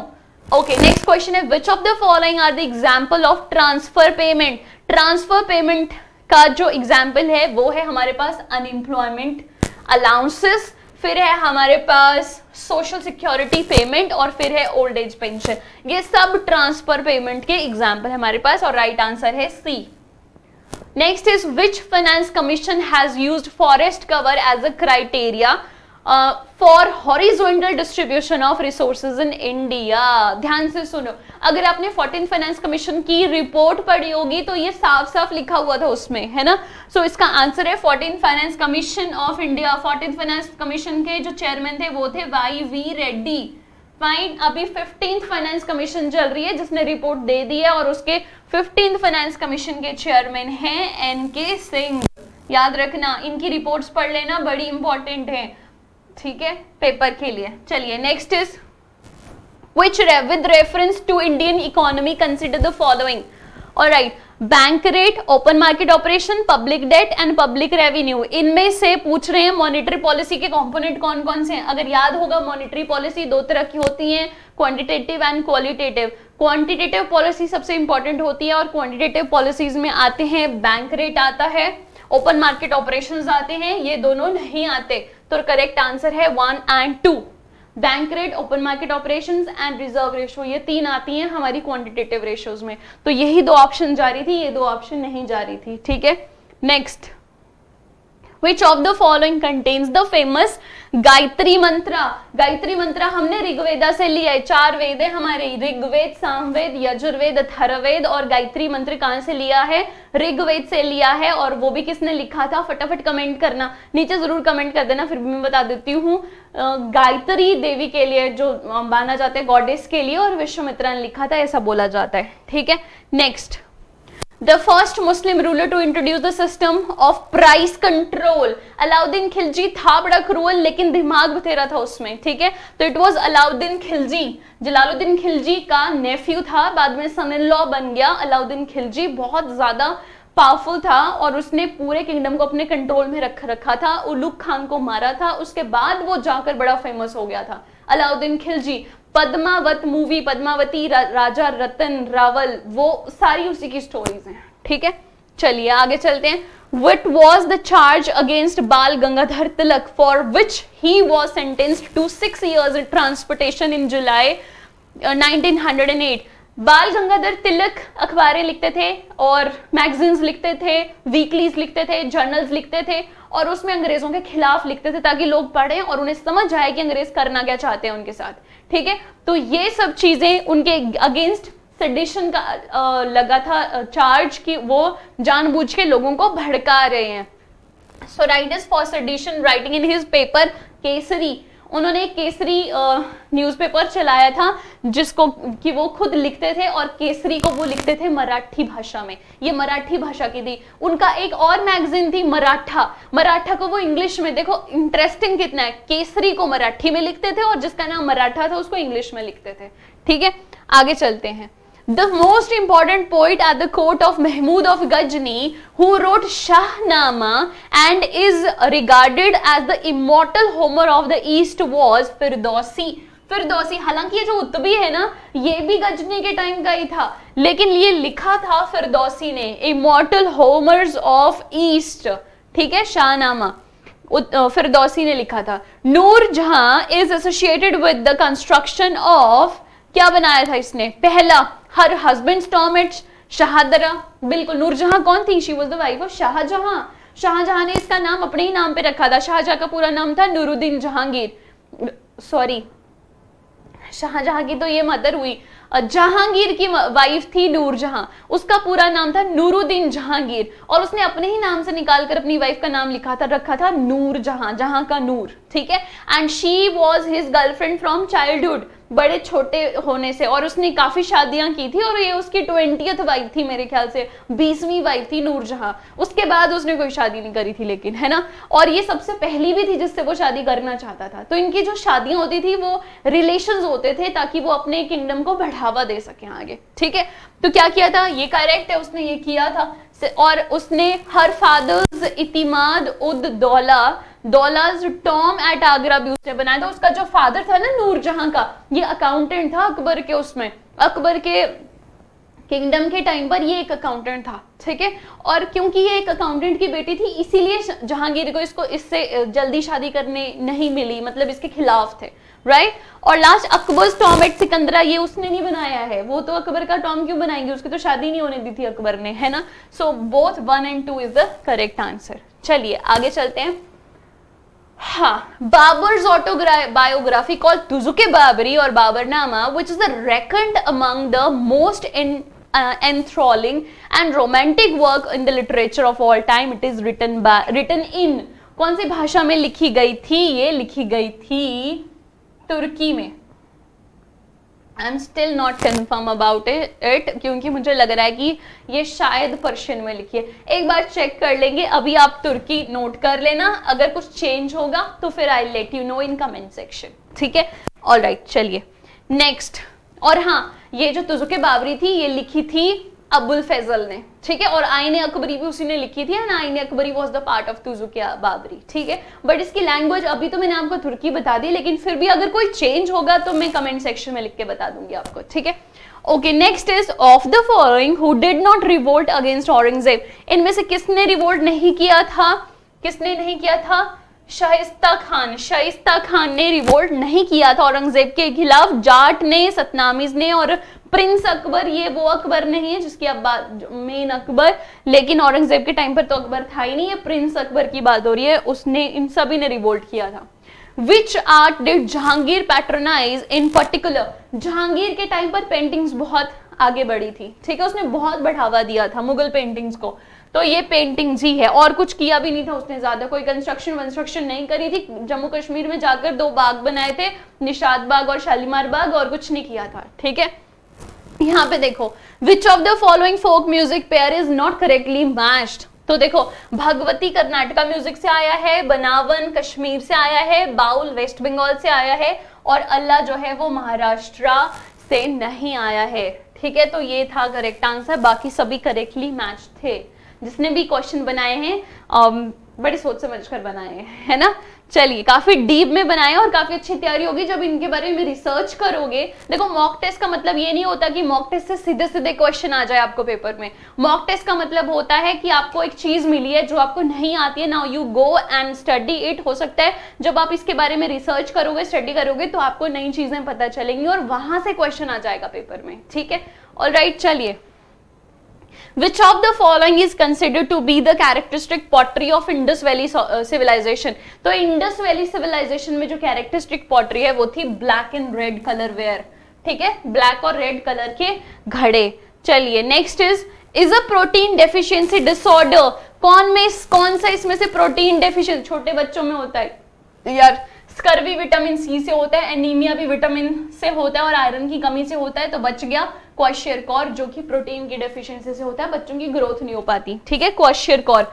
ओके, बच्चों में होता है 10-11, मतलब थोड़े बड़े बच्चों में होता है, बहुत बिल्कुल छोटे बच्चों में नहीं, उनमें मरासमस होता है, ठीक है। तो थोड़े से बड़ा हो जाता है जब बच्चा, तो उसमें क्वाशियरकॉर हो जाता है प्रोटीन की कमी के कारण। नेक्स्ट है chymosin is also known as, it is a rennin. Rennin एक प्रोडक्ट होता है, दैट इज जो कि जिसको कि हम काइमोसिन भी बोल देते हैं। Alright, next is earthworms breathe through their. Earthworm अपनी स्किन से, वो हमेशा उनकी स्किन मॉइस्ट रहती है और मॉइस्ट प्लेसेस पर ही रहते हैं वो, तो अर्थवर्म जो है वो अपनी स्किन के थ्रू जो है वो ब्रीद करते हैं। ऐसा और कौन सा एनिमल है जो स्किन से ब्रीद करता है? फ्रॉग करता है स्किन से ब्रीद। किसी भी स्टेज में, सब टाइम पर वो फ्रॉग, अपने गिल्स भी होते हैं उसके पास वो यहाँ पर थोरेसिक थ्रोट पे देखते हैं ना ऐसे फूलता है, वो भी रेस्पिरेशन के लिए, लेकिन फ्रॉग स्किन से भी करता है respiration. Next is carries deoxygenated blood to the lungs from the right ventricle. इनमें से dash carries deoxygenated blood from lungs to the right ventricle. उल्टा हो गया थोड़ा सा क्वेश्चन। ये क्वेश्चन क्या कहना चाहता है कि इनमें से ऐसी कौन सी आर्टरी है जो ब्लड को कैरी करती है to lungs from right ventricle. ये सही है क्वेश्चन, ठीक है। अब ये हमारा हार्ट है, हार्ट 4 चैम्बर का होता है इस तरह से, है ना, ऐसे करके 4 चैम्बर्स होते हैं, और ये दो, एक ये हो गया ऑरिकल, कौन सा? राइट ऑरिकल, ठीक है, हाँ राइट ऑरिकल। ये हो गया लेफ्ट ऑरिकल, ठीक है, ये हो गया राइट वेंट्रिकल, ये हो गया लेफ्ट वेंट्रिकल। पहले इसमें ब्लड जाता है, इससे राइट वेंट्रिकल में जाता है, राइट वेंट्रिकल से फिर लंग्स में चला जाता है, लंग्स में चला गया। ये जो लेके जा रहा है राइट वेंट्रिकल से, ये होती है पल्मोनरी आर्टरी। कौन सी होती है? Pulmonary artery. तो हो गया आंसर पल्मोनरी आर्टरी। जो वापस लेकर आती है वो होती है पल्मोनरी वेन। पल्मोनरी वेन यहाँ डालती है, ये लेफ्ट वेंट्रिकल में, और लेफ्ट वेंट्रिकल फिर पूरे बॉडी में ब्लड को भेज देता है। सो भाई फंक्शनिंग है। 1 घंटे का लेक्चर होता है इन सब चीजों को समझने के लिए। जब हम हार्ट की फंक्शनिंग को समझते हैं 2 मिनट में नहीं हो सकता, लेकिन फिर भी मैंने आपको आइडिया दे दिया, और इसका आंसर होगा pulmonary artery. Next, consider the following pair and identify the one which are correctly matched. Okay, वैसे ये तीनों ही करेक्टली मैच्ड हैं। Vikram Sarabhai station Thiruvananthapuram, space application centre Ahmedabad, national remote sensing centre Hyderabad. So ये तीनों करेक्ट हैं, that is C is the correct answer. अगर कोई जल्दी लग रही है तो पॉज करके दोबारा से देख लेना। विच of the following correctly describe Gagan? Gagan, Gagan stands for GPS aided geo augmented navigation. याद रखना, इंपॉर्टेंट पॉइंट है। गगन जो है वो गवर्नमेंट ऑफ इंडिया की नेविगेशन वो है, और ये इसकी फुल फॉर्म है GPS aided geo augmented navigation. जैसे गूगल नेविगेशन के लिए, ऐसे ये गगन है इंडिया का। ठीक है, next is consider the following. Chandrayaan, AstroSat, Mangalyaan, ये कह रहे हैं कि क्रोनोलॉजिकल ऑर्डर में बताओ पहले कौन गया था फिर कौन गया। तो सबसे पहले गया था हमारा चंद्रयान, फिर गया था हमारा मंगलयान, फिर गया हमारा दूसरे नंबर पर और तीसरे नंबर पर फिर AstroSat. That means A is the correct option, right. Okay, next is consider the following pair and identify the one which are correctly matched. Vitamin B1 की वजह से डिजीज होती है बेरी बेरी, करेक्ट। ठीक है, विटामिन B1 जिसको हम thiamine भी बोलते हैं। Vitamin C, ascorbic acid. Vitamin C से रिकेट्स नहीं होता यार, विटामिन सी से तो स्कर्वी होती है, विटामिन और रिकेट तो विटामिन डी से होता है। एंड विटामिन B7 से डर्मेटाइटिस होता है, करेक्ट। दैट मीन्स पहला और तीसरा करेक्ट था, C is correct option answer. Vitamin C से स्कर्वी होती है और रिकेट होता है विटामिन डी से। ठीक है, चलिए आगे। Which among the following is not a waterborne disease. AIDS virus से होती है भाई, वाटरबॉर्न नहीं है। कॉलेरा होता है, डायसेंट्री होती है, टाइफॉइड, ये तीनों गंदे पानी से होती हैं। ठीक है, एड्स वायरस से होती है, HIV virus. So that is the correct answer. Which of the following is true about gamma rays? Gamma rays जब रेडियो एक्टिविटी होती है तो उससे अल्फा बीटा गामा रेज निकलती हैं। ठीक है, gamma rays are high energy rays emitted by radioactive element, correct है। ठीक है, देखो अल्फा रेज जो हैं वो पॉजिटिव चार्ज होती हैं, बीटा रेज जो है वो नेगेटिव चार्ज होती है, गामा रेज न्यूट्रल होती है, बहुत हाई पेनिट्रेशन होती है उनकी, क्योंकि उनमें बहुत ज्यादा एनर्जी होती है। This is what I can make you understand right now. So gamma rays are high energy and emitted by radioactive elements. याद रखना, alpha positive, beta negative, gamma neutral, very high energy. ठीक है, आगे। Chadwick was awarded the Nobel Prize in Physics in 1935 for the discovery of neutron. Chadwick ने neutron किए थे, ठीक है, और आई थिंक इलेक्ट्रॉन रुदरफोर्ड ने किए थे। ठीक है, कौन बच गया? जे थॉमसन प्रोटॉन किया था। आई होप मैं ठीक ही बोल रही हूँ। वैसे रुदरफोर्ड ने इलेक्ट्रॉन किया था, जे थॉमसन ने प्रोटॉन किया था, और चैडविक ने न्यूट्रॉन किया था डिस्कवर। ठीक है, next. Who wrote the novel Delhi ki गलियां? दिल्ली की गलियां फेमस अमृता प्रीतम ने लिखी थी। ठीक है, Amrita Pritam has written Delhi ki Galiyan. Next, Which guru is known as Hind di Chadar? Hind di चादर जो हिंदुओं के लिए उन शहीद हो गए, कश्मीरी पंडितों के लिए, कौन थे? गुरु तेग बहादुर, जिन्होंने कहा कि पहले बोलो औरंगजेब को जाके कि गुरु को कन्वर्ट करो, अगर गुरु इस्लाम में बदल जाते हैं तो हम भी बदल जाएंगे। तो वो थे गुरु तेग बहादुर, हिंद दी चादर जिनको बोला जाता है, हिंदुओं को बचाने के लिए शहीद हो गए थे। Alright, Khalsa was inaugurated bye Guru Govind Singh ji on 30th March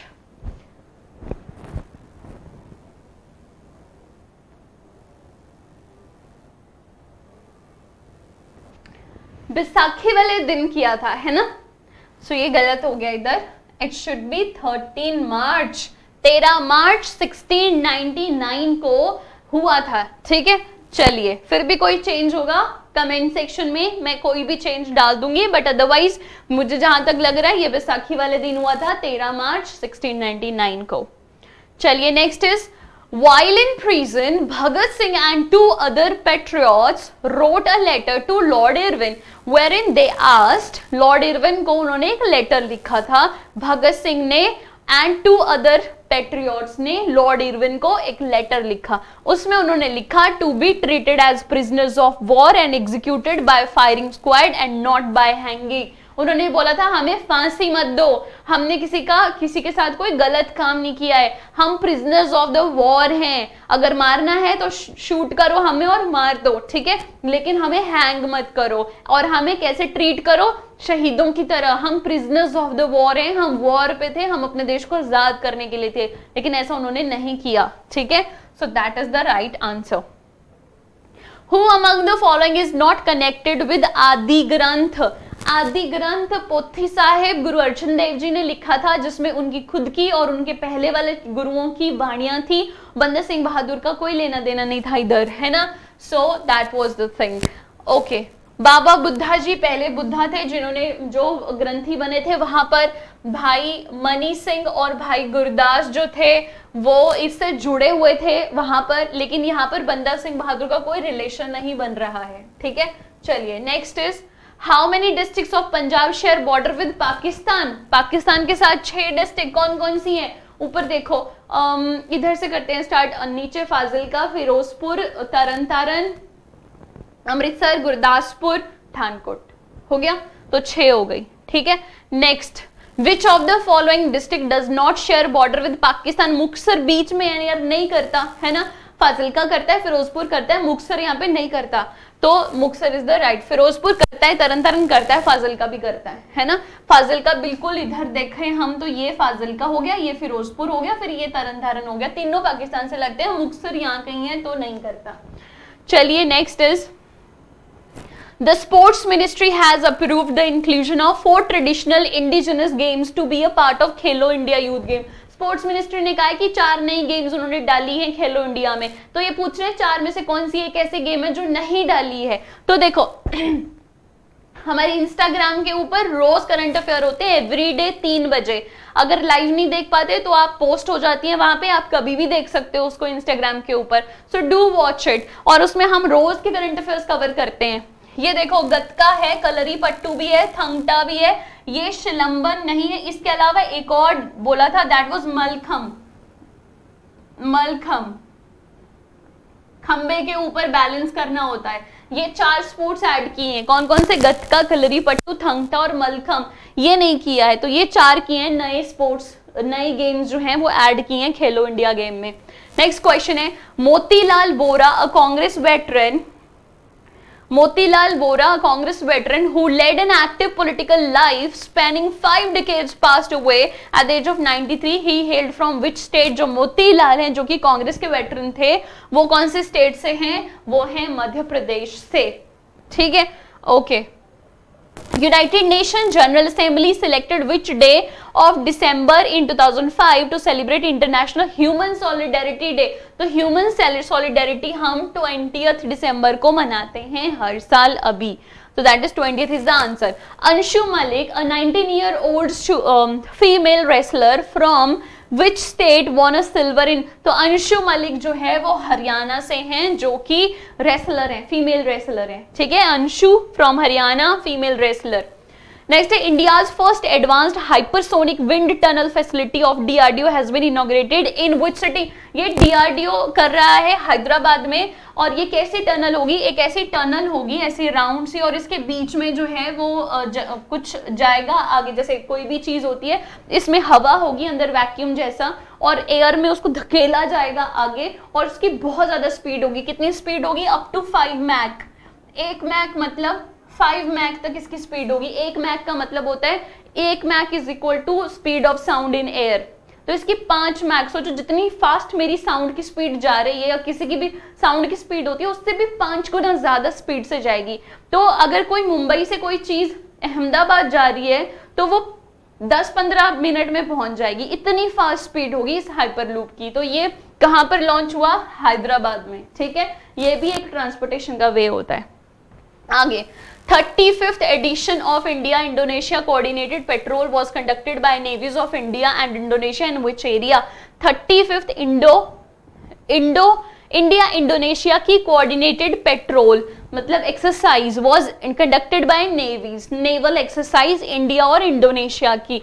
ठीक है, कहां पर हुई? ईस्टर्न इंडियन ओशन में। ईस्टर्न इंडियन ओशन क्या है? ये ईस्टर्न इंडियन ओशन, ये टोटल इंडियन ओशन है। इधर अरेबियन सी है, इधर बे ऑफ बंगाल है, तो ईस्टर्न इंडियन ओशन मतलब बे ऑफ बंगाल। ठीक है, बे ऑफ बंगाल। आगे चलते हैं।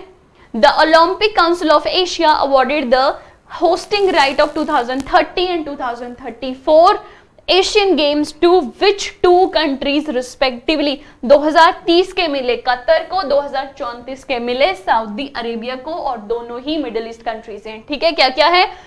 2030 का मिला ओलंपिक का कतर को, और 2034 का मिला सऊदी अरेबिया को। Right, next is which country's tradition of communal dining at hawker centers has been added to UNESCO's representative list of intangible culture? Current affairs पढ़, ये सारी जितनी भी न्यूज में पढ़ रही हूँ ना हमारी इंस्टाग्राम की डेली न्यूज में कवर हो रही हैं, ठीक है।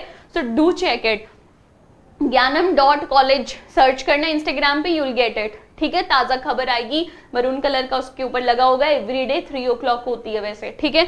Okay, which country's tradition of communal dining at hawker centre has been added, कौन सी कंट्री है जिसकी हॉकर कल्चर जो है वो यूनेस्को का वर्ल्ड हेरिटेज बन गया है। ये हॉकर क्या होता है, आपने सुना रेडी वाले होते हैं, रेडी के ऊपर जोर जोर से शाउट करते हैं 100 का 50 का, इतने का ले लो, मटर गाजर आलू गोभी ले लो, इतने की ले लो, है ना, मटर 20 रुपए किलो, जो शाउट कर करके बोलते हैं ये ले लो ये ले लो, वो होता है हॉकर, उसको बोलते हैं हॉकर। और सिंगापुर की स्ट्रीट जो है ना, वहां पर ऐसे बहुत सारे रेडी वाले, मतलब ऐसे हॉकर होते हैं, ऐसे वेंडर्स होते हैं जो कि फूड बेचते हैं, स्ट्रीट फूड बेचते हैं वहां पर। तो वो जो स्ट्रीट फूड था सिंगापुर का, उसको बना दिया वर्ल्ड हेरिटेज यूनेस्को का, ठीक है। तो ये है Singapore, clear, hawker culture, confuse नहीं होना, बड़ी सिंपल सी बात है ना। Next is, which bank launched India's first metal credit card, pioneer heritage for its ultra high net worth segment of customers। ये अभी बड़ा न्यूज में रहा पीछे जैसे, तो ये था इंडसइंड बैंक, इंडसइंड बैंक ने किया ये पायनियर हेरिटेज, ठीक है। Next, ISRO successfully launched the country's new communication satellite, what is the name, अभी जो रिसेंटली लॉन्च करी थी, that is CMS-01। जो रिसेंटली लॉन्च होती है वो इंपॉर्टेंट बनी जाती है पेपर पॉइंट ऑफ व्यू से, ठीक है। Government has decided to include, यार गला दुखने लगा, इतने सारे क्वेश्चंस हो गए, है ना। चलो अच्छा कर लेते हैं इसको, 2 ही क्वेश्चन बच गए लास्ट हमारे।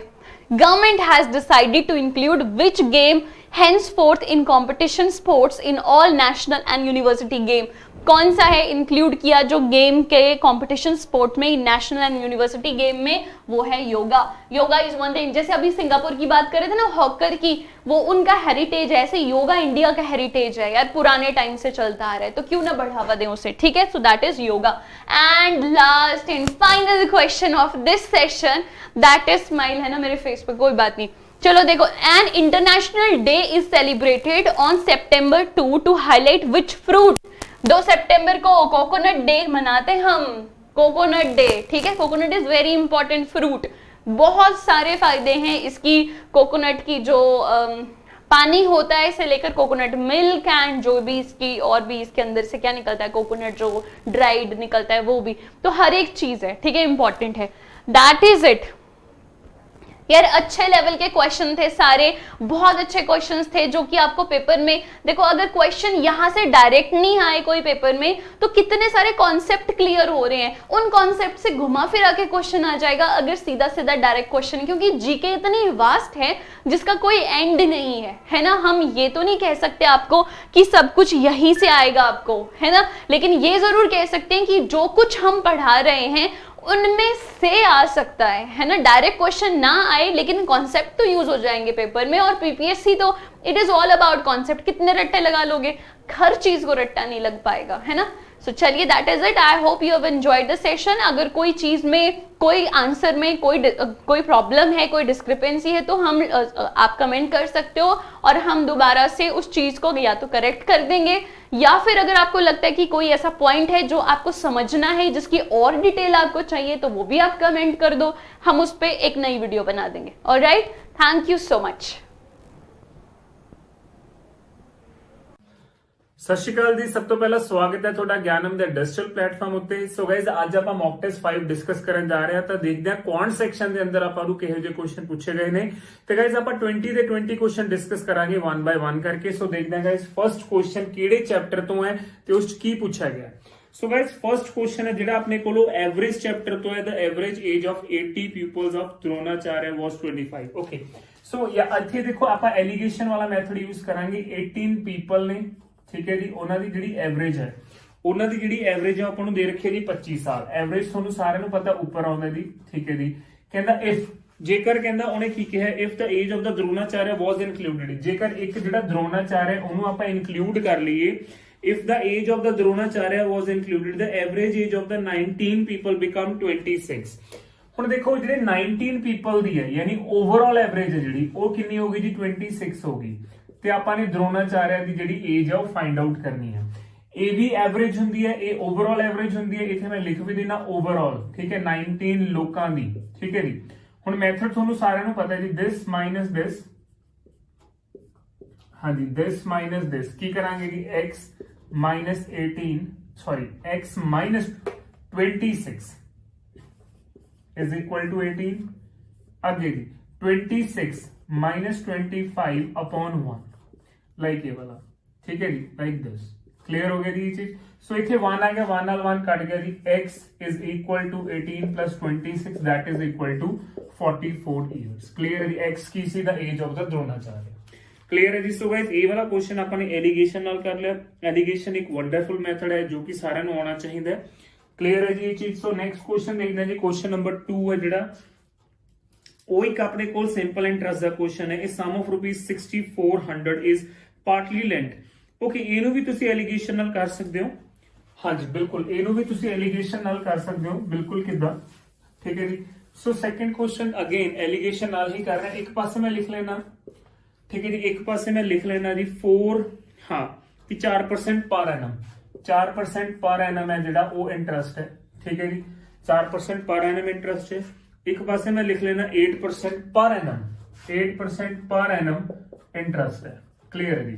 जेकर मैं गल करा ओवरऑल, जेकर मैं गल करा ओवरऑल, ठीक है जी, जी ओवरऑल है वो किदां फाइंड आउट होगी, ठीक है। ओवरऑल किवें फाइंड आउट होगी, आपने 600 रुपया पार्टली लेंट किया पर आपको 2 साल का इंटरेस्ट आया 832। सिंपल इंटरेस्ट वो हुंदा जो कि हर साल सेम रहता है। जो 2 साल का इंटरेस्ट 832 है तो 1 साल का कितना आ जाऊगा जी 416, है ना। देखो जी 2 साल का इंटरेस्ट 832 हुंदा तो 1 साल का इंटरेस्ट कितना आ गया जी 416, क्लियर है जी। ਹੁਣ ਆਪਾਂ ਕੀ ਕਰਾਂਗੇ, overall rate of find out ਕਰਾਂਗੇ, ਕਿੰਨਾ ਆ ਜਾਊਗਾ ਜੀ 416 ਬਟਾ ਪ੍ਰਿੰਸੀਪਲ ਯਾਨੀ 6400 into 100। ਜਦੋਂ ਤੁਸੀਂ ਕਟਿੰਗ ਕਰੋਗੇ 2 ਜ਼ੀਰੋਜ਼ ਨਾਲ 2 ਜ਼ੀਰੋਜ਼ ਕੱਟ ਗਿਆ, 4 ਤੇ ਕਟਿੰਗ ਕਰੋਗੇ, ਠੀਕ ਹੈ ਜੀ, ਜਿੰਨਾ ਵੀ ਕੱਟ ਕੇ ਆਊਗਾ ਤੇ ਕਿੰਨਾ ਆ ਜਾਊਗਾ 6.5% ਪਰ ਐਨਮ ਆ ਜਾਊਗਾ। ਇਹ ਓਵਰਆਲ ਹੈ, ਠੀਕ ਹੈ ਜੀ। ਓਵਰਆਲ ਆਪਾਂ ਇੱਥੇ ਰੱਖਾਂਗੇ ਔਰ ਤੁਹਾਨੂੰ ਇਹ ਵੀ ਪਤਾ ਕਿ ਜਿਹੜਾ ਓਵਰਆਲ ਹੁੰਦਾ ਇਹਨਾਂ ਦੋਨਾਂ ਦੇ ਵਿੱਚ ਲਾਈ ਕਰਦਾ। ਸੋ ਇੱਥੋਂ ਆਪਾਂ ਮਾਈਨਸ ਕਰ ਲਾਂਗੇ ਜੀ, ਕਿੰਨਾ ਆ ਗਿਆ 1.5, इथों आप माइनस किया 6.5 माइनस 4 दैट इज 2.5, पॉइंट नाल पॉइंट कैंसिल हो गया, 5 3 जा 5 5 जा, ओके 5 3 जा 5 5 जा। उन्हें पूछा कि है जी अपने तो आप चेक कर लेने की पूछ रहे हैं जी, वो अपने तो पूछ रहे हैं how much was lent at the lower rate of interest, ठीक है, यानी आपको पूछ रहे कि 4% ते कितना। तो मैं बोल सकता एक बार इतने दोबारा देख लो, हाँ ठीक है, चलो मैं बोल सकता 8 हिस्से किदे बराबर ने जी 6400 दे, एक हिस्सा किदे बराबर आ गया 800। सो 4% दे कितने हिस्से ने 10, देयरफॉर 3 into 800 कितना आ जाएगा जी 2400 रुपीज। एवरीबॉडी क्लियर है जी, 2400 रुपीज। चलो जी थर्ड क्वेश्चन करते हैं। आई होप कि थोड़ा क्वेश्चन क्लियर है। थर्ड क्वेश्चन करते हैं जी, the ratio of Ashok age to Pradeep age is equal to 4:3। Okay, Ashok है एक पर्सन, अशोक है एक पर्सन की है जी प्रदीप है, इन्हां दी जिहड़ी एज है, ठीक है जी, जिहड़ी इन्हां दी एज है, अशोक है एक पासे की है जी प्रदीप है। ओके, क्वेश्चन नंबर 3 है जी, अशोक एंड प्रदीप, वैसे क्वेश्चन बाय ऑप्शन भी हो सकता है जी, ठीक है जी। प्रदीप इन्हां दी रेशियो 4:3 है। ओके, उन्हें की कहा जी अगे, उन्हें की कहा कहना Ashok will be 26 year old after 6 year, 6 साल बाद वो 26 का हो जाऊगा। Therefore Ashok's present age, Ashok present age है जी, अशोक की जी प्रेजेंट एज है, इसका मतलब वो 20 साल हुई, ठीक है जी, 20 ईयर्स हुई। इसका मतलब 4 हिस्से 20 के बराबर ने, 4 हिस्से 20 के बराबर ने, क्योंकि वो भी प्रेजेंट एज की रेशियो है, ये भी प्रेजेंट एज की रेशियो है जी, प्रेजेंट एज की रेशियो है, ठीक है जी। हाँ, 4 हिस्से 20 के बराबर है तो एक हिस्सा किहदे बराबर है 5 के, तो 3 हिस्से किहदे बराबर हुए जी 15 साल। क्लियर है जी ये चीज 15 साल की। आई होप गाइस क्लियर है जी ये चीज, ठीक है। 4 हिस्से 20 के बराबर है, ठीक है जी, 4 हिस्से 20 के बराबर है तो एक हिस्सा किधे आ गया जी 5, तो 3 हिस्से किधे बराबर आ गए 15। आई होप की क्लियर है जी ये। So guys fourth number question देखते हैं जी की है, fourth number question. Okay, question number 4, हाँ जी, क्वेश्चन नंबर 4 जो है वो अपना रेशियो नाल रिलेटेड है जी, इजी क्वेश्चन है, ठीक है जी। क्वेश्चन नंबर 4 इजी है काफी।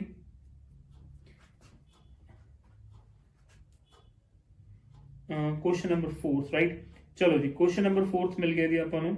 The cost of making a material is divided among this. Okay, so इन्हें जस्ट ये पूछे कि आपने एक रेशियो दे रखी है, ठीक है जी, overhead in the ratio materials labour and overhead in the ratio 3:4:1. Okay 3:4:1 ਆਪਾਂ ਨੂੰ ਟੋਟਲ ਦੇ ਰੱਖਿਆ ਹੈ 8 ਹੋ ਗਿਆ ਜੀ ਇਹਦਾ, ਔਰ ਇਹਦਾ ਜਿਹੜੇ ਕਾਸਟ ਲੱਗੀ ਮਟੀਰੀਅਲ ਕਾਸਟ ਲੱਗੀ 67.5. ਓਕੇ ਸੋ ਜੇਕਰ ਗੱਲ ਕਰੀਏ ਮਟੀਰੀਅਲ ਦੀ ਜਿਹੜੀ ਰੇਸ਼ੋ ਉਹ 3 ਹੈ. ਓਕੇ ਸੋ ਗਾਇਜ਼ ਮੈਂ फोर्थ क्वेश्चन वैसे बहुत ईजी है, मटीरियल लेबर ते ओवरहेड, ठीक है. हाँ हुण ये देखो 3:4:1 है. हाँ पर जी मटीरियल कॉस्ट है यानी 3 पार्ट्स किहदे बराबर दे रखे ने 67.5 रुपीज दे, क्योंकि ये भी मटीरियल है देखो जी, ठीक है, ये भी मटीरियल है, ये भी मटीरियल है. ओके ये भी मटीरियल है तो ये भी मटीरियल है. 1 पार्ट किहदे बराबर आ गया जी 22.5 दे. ओके जी उन्हें पूछा की है जी, उन्हें व्हाट ओदा मतलब कि डिमांड ऑफ द क्वेश्चन की है material cost, the cost of the article यानी टोटल, ये टोटल है, टोटल कितने हिस्से 8 यानी एक हिस्सा है ना, तो देयरफॉर टोटल कितने हो गए 8, तो 8 into this 22.5 कितना हो जाएगा जी ये. ओके सो 200 यानी 1625, हाँ 180. क्लियर है जी ये चीज, चेक करो प्लीज. 180 क्लियर है जी सारा नू, एवरीबॉडी क्लियर है जी 180. चलो जी नेक्स्ट करते हैं जी आप. ओके नेक्स्ट क्वेश्चन है जी, बहुत इजी क्वेश्चन सीगा ये तो. ओके काफी इजी क्वेश्चन सीगा जी. नेक्स्ट क्वेश्चन है जी अपने कोल पार्टनरशिप चैप्टर नाल रिलेटेड है जी. A B start a business with initial एनम, A invested for 11 month, B invested for month. Okay so आपको ये नहीं पता कि बी ने कितने महीने वाली इन्वेस्ट करे, ਆਪਾਂ ਨੂੰ ਇਹ ਨਹੀਂ ਪਤਾ ਕਿ ਬੀ ਨੇ ਕਿੰਨੇ ਮਹੀਨੇ ਲਈ ਇਨਵੈਸਟ ਕਰਿਆ. ਸਿੰਪਲ ਕੁਐਸਚਨ ਹੈ ਜੀ, ਕੁਐਸਚਨ ਨੰਬਰ 5th ਹੈ ਜੀ ਆਪਣੇ ਕੋਲ, ਠੀਕ ਹੈ ਜੀ. ਸੋ ਏ ਹੈ ਇੱਕ ਪਾਸੇ ਬੀ ਹੈ, ਠੀਕ ਹੈ, ਇਹਨਾਂ ਦੀ ਇਨਵੈਸਟਮੈਂਟ ਦੀ ਰੇਸ਼ੋ ਦੇ ਰੱਖੀ ਹੈ, ਆਲਦੋ ਆਪਾਂ ਨੂੰ ਪ੍ਰੋਫਿਟ ਦੀ ਰੇਸ਼ੋ ਵੀ ਗਿਵਨ ਆ, ਠੀਕ ਹੈ ਜੀ. ਸੋ 12 ਰੇਸ਼ੋ ਹੈ, ਇਹਦੀ ਕਿੰਨੀ ਹੈ 11 ਹੈ. ਏ ਨੇ ਕਿੰਨੇ ਮੰਥ ਲਈ ਇਨਵੈਸਟ ਕਰਿਆ, ਠੀਕ ਹੈ. ਸੋ ਇੱਥੇ ਮੈਂ ਕੀ ਲਿਖ ਰਿਹਾ ਜੀ, ए ने 11 मंथ ਲਈ ਇਨਵੈਸਟ ਕਰਿਆ, ਸੋ 12 into 11 ਹੋ ਗਿਆ. ਬੀ ਦਾ ਪਤਾ ਨਹੀਂ ਜੀ ਆਪਾਂ ਨੂੰ, ਠੀਕ ਹੈ. ਔਰ ਜੋ ਇਹਨਾਂ ਦੋਨਾਂ ਦੀ ਪ੍ਰੋਫਿਟ ਦੀ ਰੇਸ਼ੋ ਹੈ, ਦੋਨਾਂ ਦੀ ਪ੍ਰੋਫਿਟ ਦੀ ਰੇਸ਼ੋ ਹੈ ਉਹ ਕਿੰਨੀ ਦੇ ਰੱਖੀ ਹੈ ਜੀ ਆਪਾਂ ਨੂੰ, ਪ੍ਰੋਫਿਟ ਦੀ ਰੇਸ਼ੋ ਦੇ ਰੱਖੀ ਹੈ ਜੀ 4:1. ਪ੍ਰੋਫਿਟ ਦੀ ਰੇਸ਼ੋ ਕੀ ਦੇ ਰੱਖੀ ਹੈ ਜੀ 4:1. ਕਲੀਅਰ ਹੈ ਜੀ ਇਹ ਚੀਜ਼. ਸੋ ਦਿਸ again 12 into 11 upon 11 into x is equal to 4/1. 11 ਨਾਲ 11 ਕੱਟ ਗਿਆ, ਅਗੇਨ x ਦੀ ਵੈਲਿਊ ਕਿੰਨੀ ਆ ਗਈ 3 for 3 years. Clear है जी ये चीज. Investment into time gives you profit. We already know the ratio of profit. आपने सिर्फ ये दसना सी कि B ने किन्ने for how many month B invested. So B ने किन्ने month ਲਈ invest ਕੀਤਾ 3 months ਲਈ. So guys easy questions ने काफी, but still ਆਪਾਂ ਇੱਕ ਵਾਰ डिस्कस कर रहे हैं. Okay जी क्वेश्चन नंबर अपने ਕੋਲ ਹੈਗਾ जी 6th क्वेश्चन है. ਇਸ ਕੀ ਦੱਸਿਆ ਗਿਆ ਹੈ, कहता 5% of income of A is equal to 15% of B. Okay, 10% of income B is equal to 20% of income C. Income C the value ਦੇ ਰੱਖੀ ਜੀ 2000 ਤੇ ਆਪਾਂ ਨੇ ਟੋਟਲ ਇਨਕਮ ਦੱਸਣੀ ਹੈ. ਓਕੇ ਜੀ ਕੁਐਸਚਨ ਨੰਬਰ 6 ਹੈ ਜੀ ਆਪਣੇ ਕੋਲ.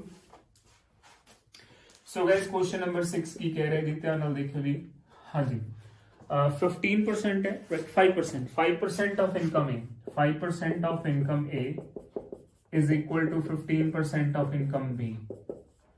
Again ठीक है जी 10% ऑफ इनकम, इधर लिख लो 10% of income B is equal to 10% of income B is equal to 20% of income C. 20% of income C. Okay, 2 zeros ਨਾਲ 2 इथे कट गया जी. Can I write this 3:1? Cut गया जी. Can I write this 2:1? Okay, ਆਪਾਂ ਨੇ ਇੱਥੇ ABC ratio find out कर लेनी है जी. सो ए बी ਇਹਨੂੰ ਆਪਾਂ ਨੇ 2 ਨਾਲ ਮਲਟੀਪਲਾਈ ਕਰਤਾ. What is the reason behind that, क्योंकि ਉਰੇ b ਦੀ ਵੈਲਿਊ 2 ਹੈ, ਇਹਨੂੰ ਆਪਾਂ 1 ਨਾਲ ਮਲਟੀਪਲਾਈ ਕਰਤਾ ਕਿਉਂਕਿ ਉਰੇ b ਦੀ ਵੈਲਿਊ 1 ਹੈ, ਆਪਸ ਚ ਇਹਨਾਂ ਨੂੰ ਮਲਟੀਪਲਾਈ ਕਰਤਾ. ਸੋ ਉਰੇ ਕਿੰਨਾ ਆ ਗਿਆ ਜੀ 6:2:1. ਓਕੇ ਸੋ ਹੇਅਰ ਵੀ ਨੋ C's ਪਾਰਟ. C ਦਾ ਇੱਕ ਹਿੱਸਾ ਪਤਾ ਹੈ, C in rupees, ਠੀਕ ਹੈ. C ਰੇਸ਼ੋ ਚ ਇੱਕ ਹੈ, ਰੁਪੀਸ ਚ ਕਿੰਨੀ ਹੈ ਜੀ 2000. ਓਕੇ ਕਲੀਅਰ ਹੈ ਜੀ. ਹਨਾ ਰੇਸ਼ੋ ਚ 2000 ਹੈ, ਉਹਨੇ ਟੋਟਲ ਪੁੱਛਿਆ ਜੀ. ਸੋ ਟੋਟਲ ਜਿਹੜਾ ਹੈਗਾ ਆਪਣੇ ਕੋਲ ਕਿੰਨਾ 9 ਪਾਰਟਸ. ਸੋ देयरफॉर 9 ਪਾਰਟਸ ਕਿੰਨੇ ਆ ਗਏ ਜੀ 9 into 2000. 9 into 2000 that is equal to 18,000 rupees. That is equal to 18,000 rupees. Clear है जी ये चीज? I hope guys clear है. Okay, so question number 7 है जी अपने कोल. प्रॉफिट एंड लॉस नाल रिलेटेड क्वेश्चन है, प्रॉफिट की गल हो रही है क्वेश्चन नंबर 7 च। सो क्वेश्चन नंबर 7 की कह रहे हैं जी, question number 7 right. So question number 7 की है, कहता if book bought at the rate of from 200 to 350 are sold at the ranging from 300 to 425, what is the greatest possible range that might be made in the selling of 8 book? Okay, जेकर आप एक book maximum profit देखिए, maximum, ठीक है जी, maximum profit की गल करिए, आपने मिनिमम किन्ने की खरीदी है जी 200 रुपए की, और जी आपने मैक्सिमम बेची है वो 425 रुपए की बेची है। सो गाइस 425 माइनस 200 तो थोड़े सामने कितना आ गया जी 225 आ गया। सो 225 रुपए is the maximum profit for one book, for one book, ठीक है जी, फॉर 8 बुक्स का, देयरफॉर 8 बुक्स का कितना आ जाऊगा 8 into दिस कितना हो जाऊगा जी 1800 रुपया। क्लियर है जी ये चीज, आई होप गाइस क्लियर है। एक बुक के पीछे अपन 225 रुपए का मैक्सिमम प्रॉफिट हो रहा है, this will be the maximum profit. ते 8 किताबां के पीछे किन्ने का होगा 1800 रुपए का। ओके गाइस, 8th क्वेश्चन देखते हैं जी की कह रहे हैं। ओके, 8th क्वेश्चन की है, तो कंपाउंड इंटरेस्ट दे रखे जी अपन 5000 प्रिंसिपल है, 3 साल है, 8% के हिसाब नाल पहले साल ਲਈ, 10% के हिसाब नाल दूजे साल ਲਈ, 12% के हिसाब नाल तीजे साल ਲਈ। ओके, ये आपने करना है जी, कंपाउंड इंटरेस्ट दसना है, सिंपल है, तुसी फॉरवर्ड का मैथड ला सकते हो, ठीक है जी। हाँ बिल्कुल, ये क्वेश्चन जो है बहुत ही इजी क्वेश्चन है जी, ठीक है जी, इनफैक्ट मेरे करवाने वाला नहीं हैगा। Question number compound interest I guess 8th question सीगा जी ये। ओके, सो की कह रहे जी वो 5000 अमाउंट, ठीक है, सिंपल तुसी अमाउंट का फॉर्मूला भी लगा लो, अमाउंट का फॉर्मूला भी लगा सकते हो। अमाउंट की होंगी जी P 1 + R upon 100 power T। Okay, so इथे जेड़ा प्रिंसिपल दे रखा है 5000 है जी। ओके, प्रिंसिपल दे रखा 5000, रेट हैगा पहला 8 है सॉरी, तो कितना हो गया जी 108/100, दूसरा हैगा जी 110/100, तीसरा मैं चेक करना जी की है, तीसरा जो अपन रेट ऑफ इंटरेस्ट दे रखा 12, तो कितना आ जाएगा जी 112/100।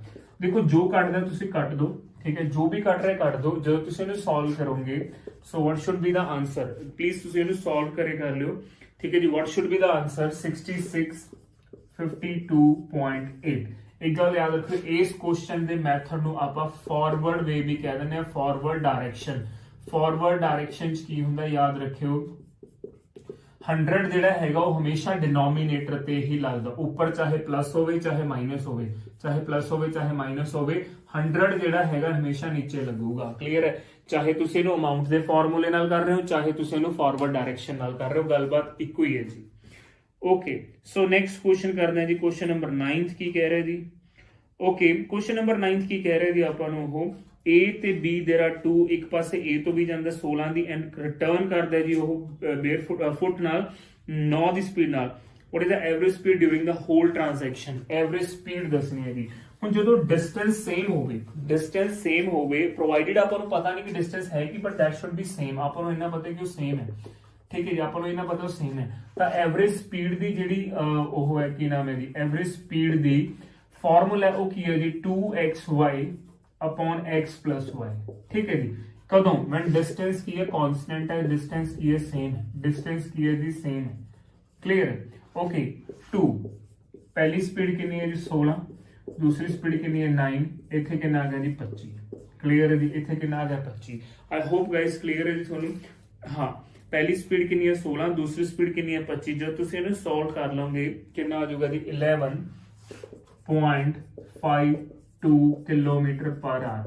Remember one thing, average speed का फॉर्मूला आना बहुत जरूरी है व्हेन डिस्टेंस रिमेन कांस्टेंट, ठीक है। हुण एवरेज स्पीड का मतलब है कि तुसी A तो B भी उस स्पीड नाल जा रहे हो, ते B तो A भी उस स्पीड नाल वापस आ रहे हो, जेडी स्पीड नाल जा रहे हो उस स्पीड नाल वापस आ रहे हो, इनू कहंदे ने जी एवरेज स्पीड। पूरी जर्नी नु, एंटायर जर्नी नु इक्को स्पीड नाल कवर करना, ओनू एवरेज स्पीड कहंदे ने जी। ओके, क्वेश्चन नंबर 10th देखते हैं जी। ओके, क्वेश्चन नंबर 10th जो है वो अपना हैगा जी ट्रेन्स नाल रिलेटेड है। Train crosses the platform 100 metre in 60 second at the speed of 45। Okay, so distance की हुंदा जी, डिस्टेंस जो हुंदा अपना, हाँ जी, जो डिस्टेंस हुंदा है, लाइक डिस्टेंस की हुंदा जी S × T, ठीक है जी। हुण तुहानूं पता क्वेश्चन नंबर 10th है जी, और ट्रेन दी लेंथ है जिहड़ी वो ऐड हुंदी है ट्रेन ने किनू पार करे, प्लेटफॉर्म नु पार करे 100 मीटर। ओके, प्लेटफॉर्म की लेंथ है 100 मीटर। स्पीड कितनी दे रखी है अपन, स्पीड दे रखी है 45 kilometre per our 60 second. 45 kilometre per our 60 second, right, 60 second. So guys हुण आपां कटिंग करांगे, कितना आ जाऊगा जी 9 2 जा 9 5 जा, उरे कितना आ गया जी 30 आ गया, उरे कितना आ गया 30 आ गया। ट्रेन की length plus 100 is equal to कितना हो गया जी उरे 750 ते ट्रेन की लेंथ कितनी आ गई जी 650। ओके, 650 मीटर की दी लेंथ आ गई, ट्रेन की लेंथ आ गई। नाउ अगेन आपने फॉर्मूला अप्लाई करना है, डिस्टेंस क्या होता है s into t। क्लियर है जी। अगेन आपने फॉर्मूला अप्लाई करना है s into t। अगेन आपने फॉर्मूला अप्लाई करना है s into t। हुण एक चीज देखनी है, the time taken by the train to cross the electric pole. हुण time taken by the train to cross the electric pole, we know the distance of train, क्योंकि train की length च 0, electric pole की length कितनी होंदी 0। Speed अपनी हैगी 45, 5 into 18 आ जाऊगा, ते इत्थे कितना आ जाऊगा जी t आ जाऊगा। क्लियर है। हुण आपां नूं ऑलरेडी ट्रेन की लेंथ पता जी कितनी होंदी है 650।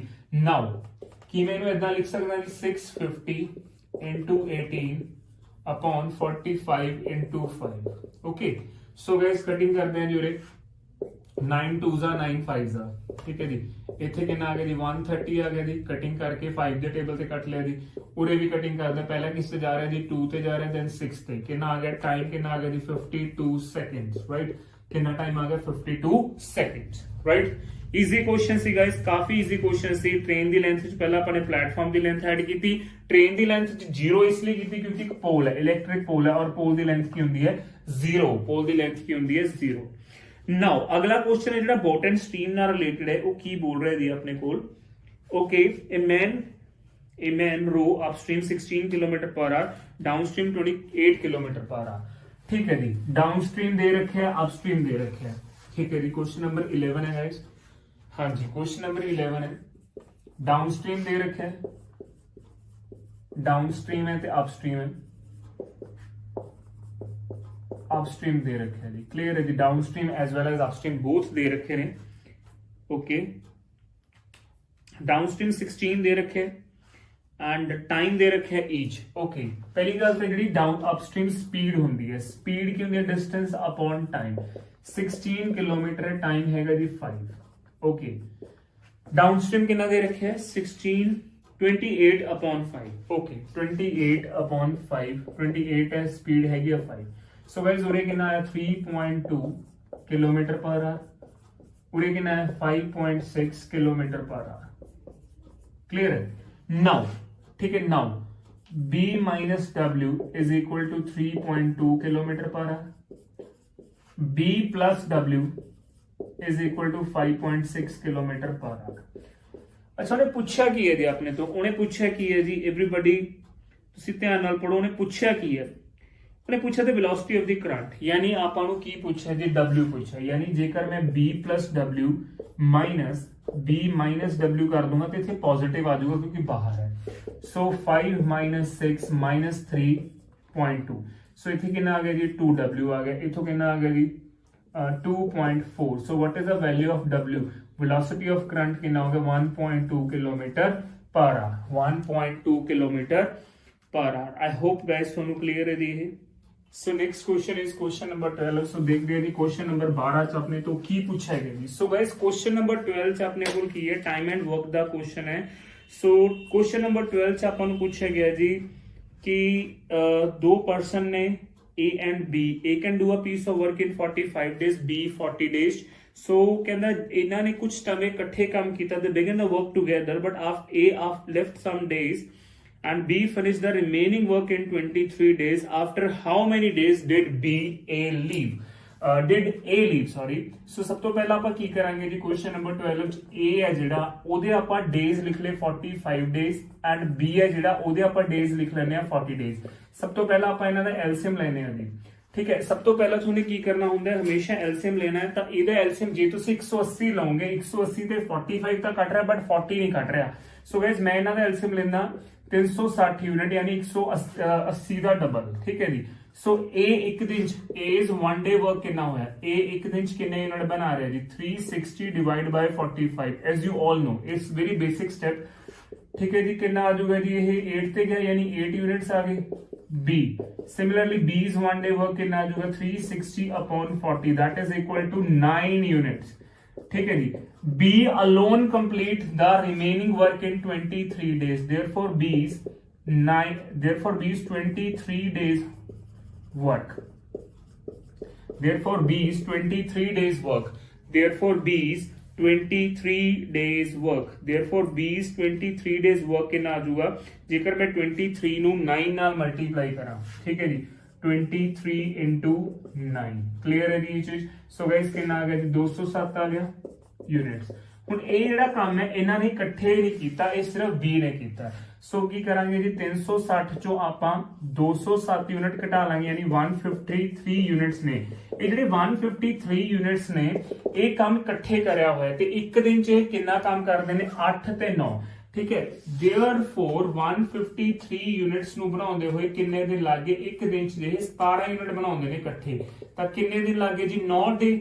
ਸੋ 9 ਦਿਨਾਂ ਬਾਅਦ ਕੌਣ ਛੱਡ ਕੇ ਚਲਾ ਗਿਆ ਆਪਾਂ ਨੂੰ 9 ਦਿਨਾਂ ਬਾਅਦ ਕੌਣ ਛੱਡ ਕੇ ਚਲਾ ਗਿਆ ਆਪਾਂ ਨੂੰ ਇਹ ਛੱਡ ਕੇ ਚਲਾ ਗਿਆ। ਕਲੀਅਰ ਹੈ ਜੀ। ਸੋ ਇੱਕ ਦਿਨ 'ਚ ਜੇ ਇਹ 17 ਯੂਨਿਟ ਬਣਾ ਰਹੇ ਨੇ ਤੇ 153 ਨੂੰ ਬਣਾਉਣ ਲਈ ਇਹਨਾਂ ਨੂੰ ਕਿੰਨੇ ਦਿਨ ਲੱਗੇ 9 ਦਿਨ। ਸੋ ਆਫਟਰ 9 ਡੇ ਯਾਨੀ ਜਿਹੜਾ 10th ਡੇ ਇੰਡੀਵਿਜੂਅਲ ਸੀ ਉਹ B ਨੇ ਕੰਮ ਕੀਤਾ, after 9th day means A ਛੱਡ ਕੇ ਚਲਾ ਗਿਆ। ਸੋ ਕੁਐਸਚਨ ਨੰਬਰ 13 ਹੈ ਜੀ ਆਪਣੇ ਕੋਲ ਪਾਈਪਸ ਐਂਡ ਸਿਸਟਮ ਨਾਲ ਰਿਲੇਟਡ ਹੈ। ਓਕੇ ਜੀ, ਕੁਐਸਚਨ ਨੰਬਰ 13 ਦੇਖਦੇ ਹਾਂ ਜੋ ਕਿ ਪਾਈਪਸ ਐਂਡ ਸਿਸਟਮ ਨਾਲ ਰਿਲੇਟਡ ਹੈ ਜੀ। ਸੋ ਗਾਇਸ ਕੁਐਸਚਨ ਨੰਬਰ 13 ਚ ਕੀ ਹੈ A ਕੰਮ ਕਰ ਰਿਹਾ B ਕੰਮ ਕਰ ਰਿਹਾ। A ਜਿਹੜੀ ਟੈਪ ਹੈ ਉਹ ਫਿਲ ਕਰਦੀ ਹੈ 15 ਆਵਰਸ ਚ, B ਕਰਦੀ ਹੈ 20 ਆਵਰਸ। ਕੁਐਸਚਨ ਨੰਬਰ 13 ਹੈ ਜੀ। ਹਾਂ ਟੈਪ A ਠੀਕ ਹੈ ਜੀ, ਟੈਪ ਨੇ A ਹੈ, ਟੈਪਸ ਨੇ A ਹੈ B ਹੈ ਐਂਡ C ਹੈ।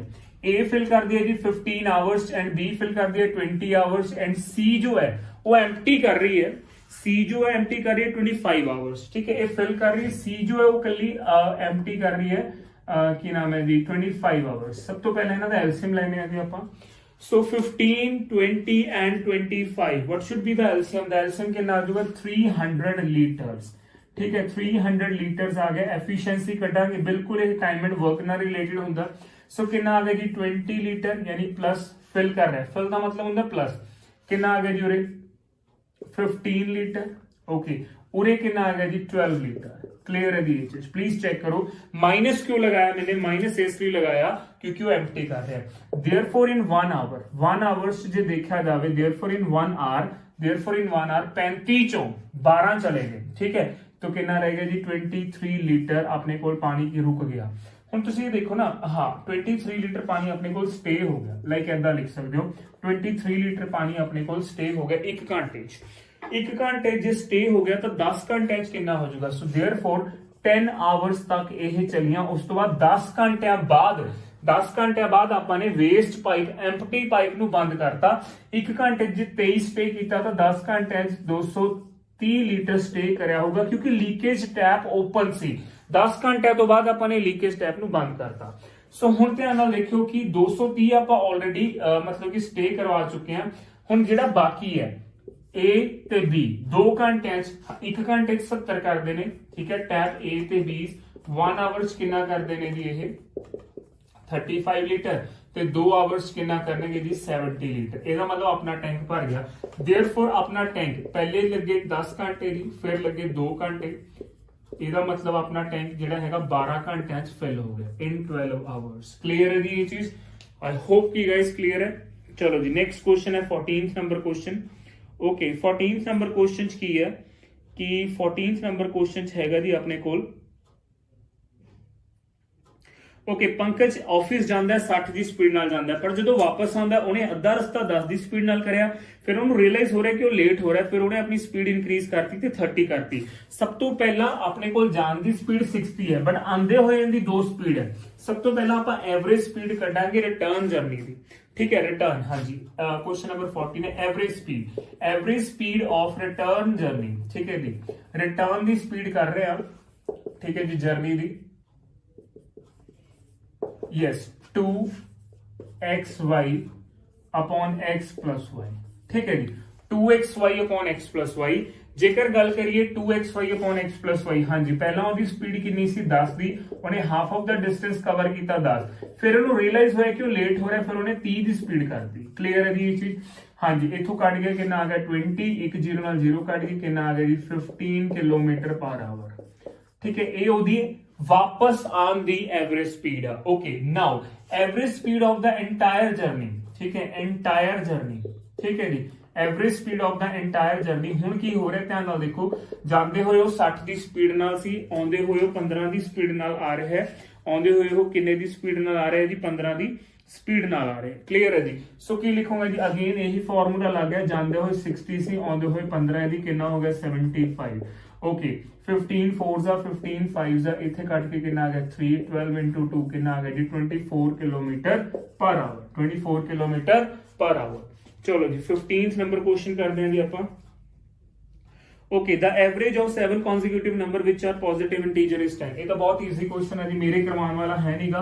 consecutive integers are all those numbers which are continuous in nature, ਹੈ ਨਾ, 1 2 3 4 5 6 7। ਸੋ ਕੁਐਸਚਨ ਨੰਬਰ 15 ਚ ਕੀ ਹੈ, 7 consecutive integers ਨੇ, 7 is the average mid value। ਸੋ ਇੱਥੇ ਕਿੰਨਾ ਆ ਗਿਆ ਜੀ 6 ਆ ਗਿਆ, 8 ਆ ਗਿਆ, 9 ਆ ਗਿਆ, 10 ਆ ਗਿਆ, ਇੱਥੇ ਕਿੰਨਾ ਆ ਗਿਆ ਜੀ 5 ਆ ਗਿਆ, 4 ਆ ਗਿਆ, ਰਾਈਟ।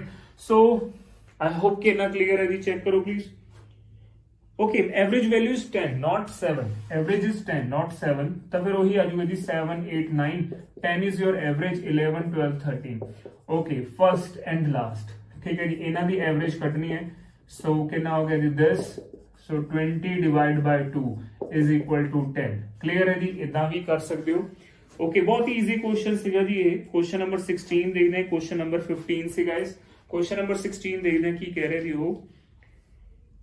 ओके, ना ratio, what ratio zinc and copper दे रखा है 4:1 be mixed with alloy tin and copper.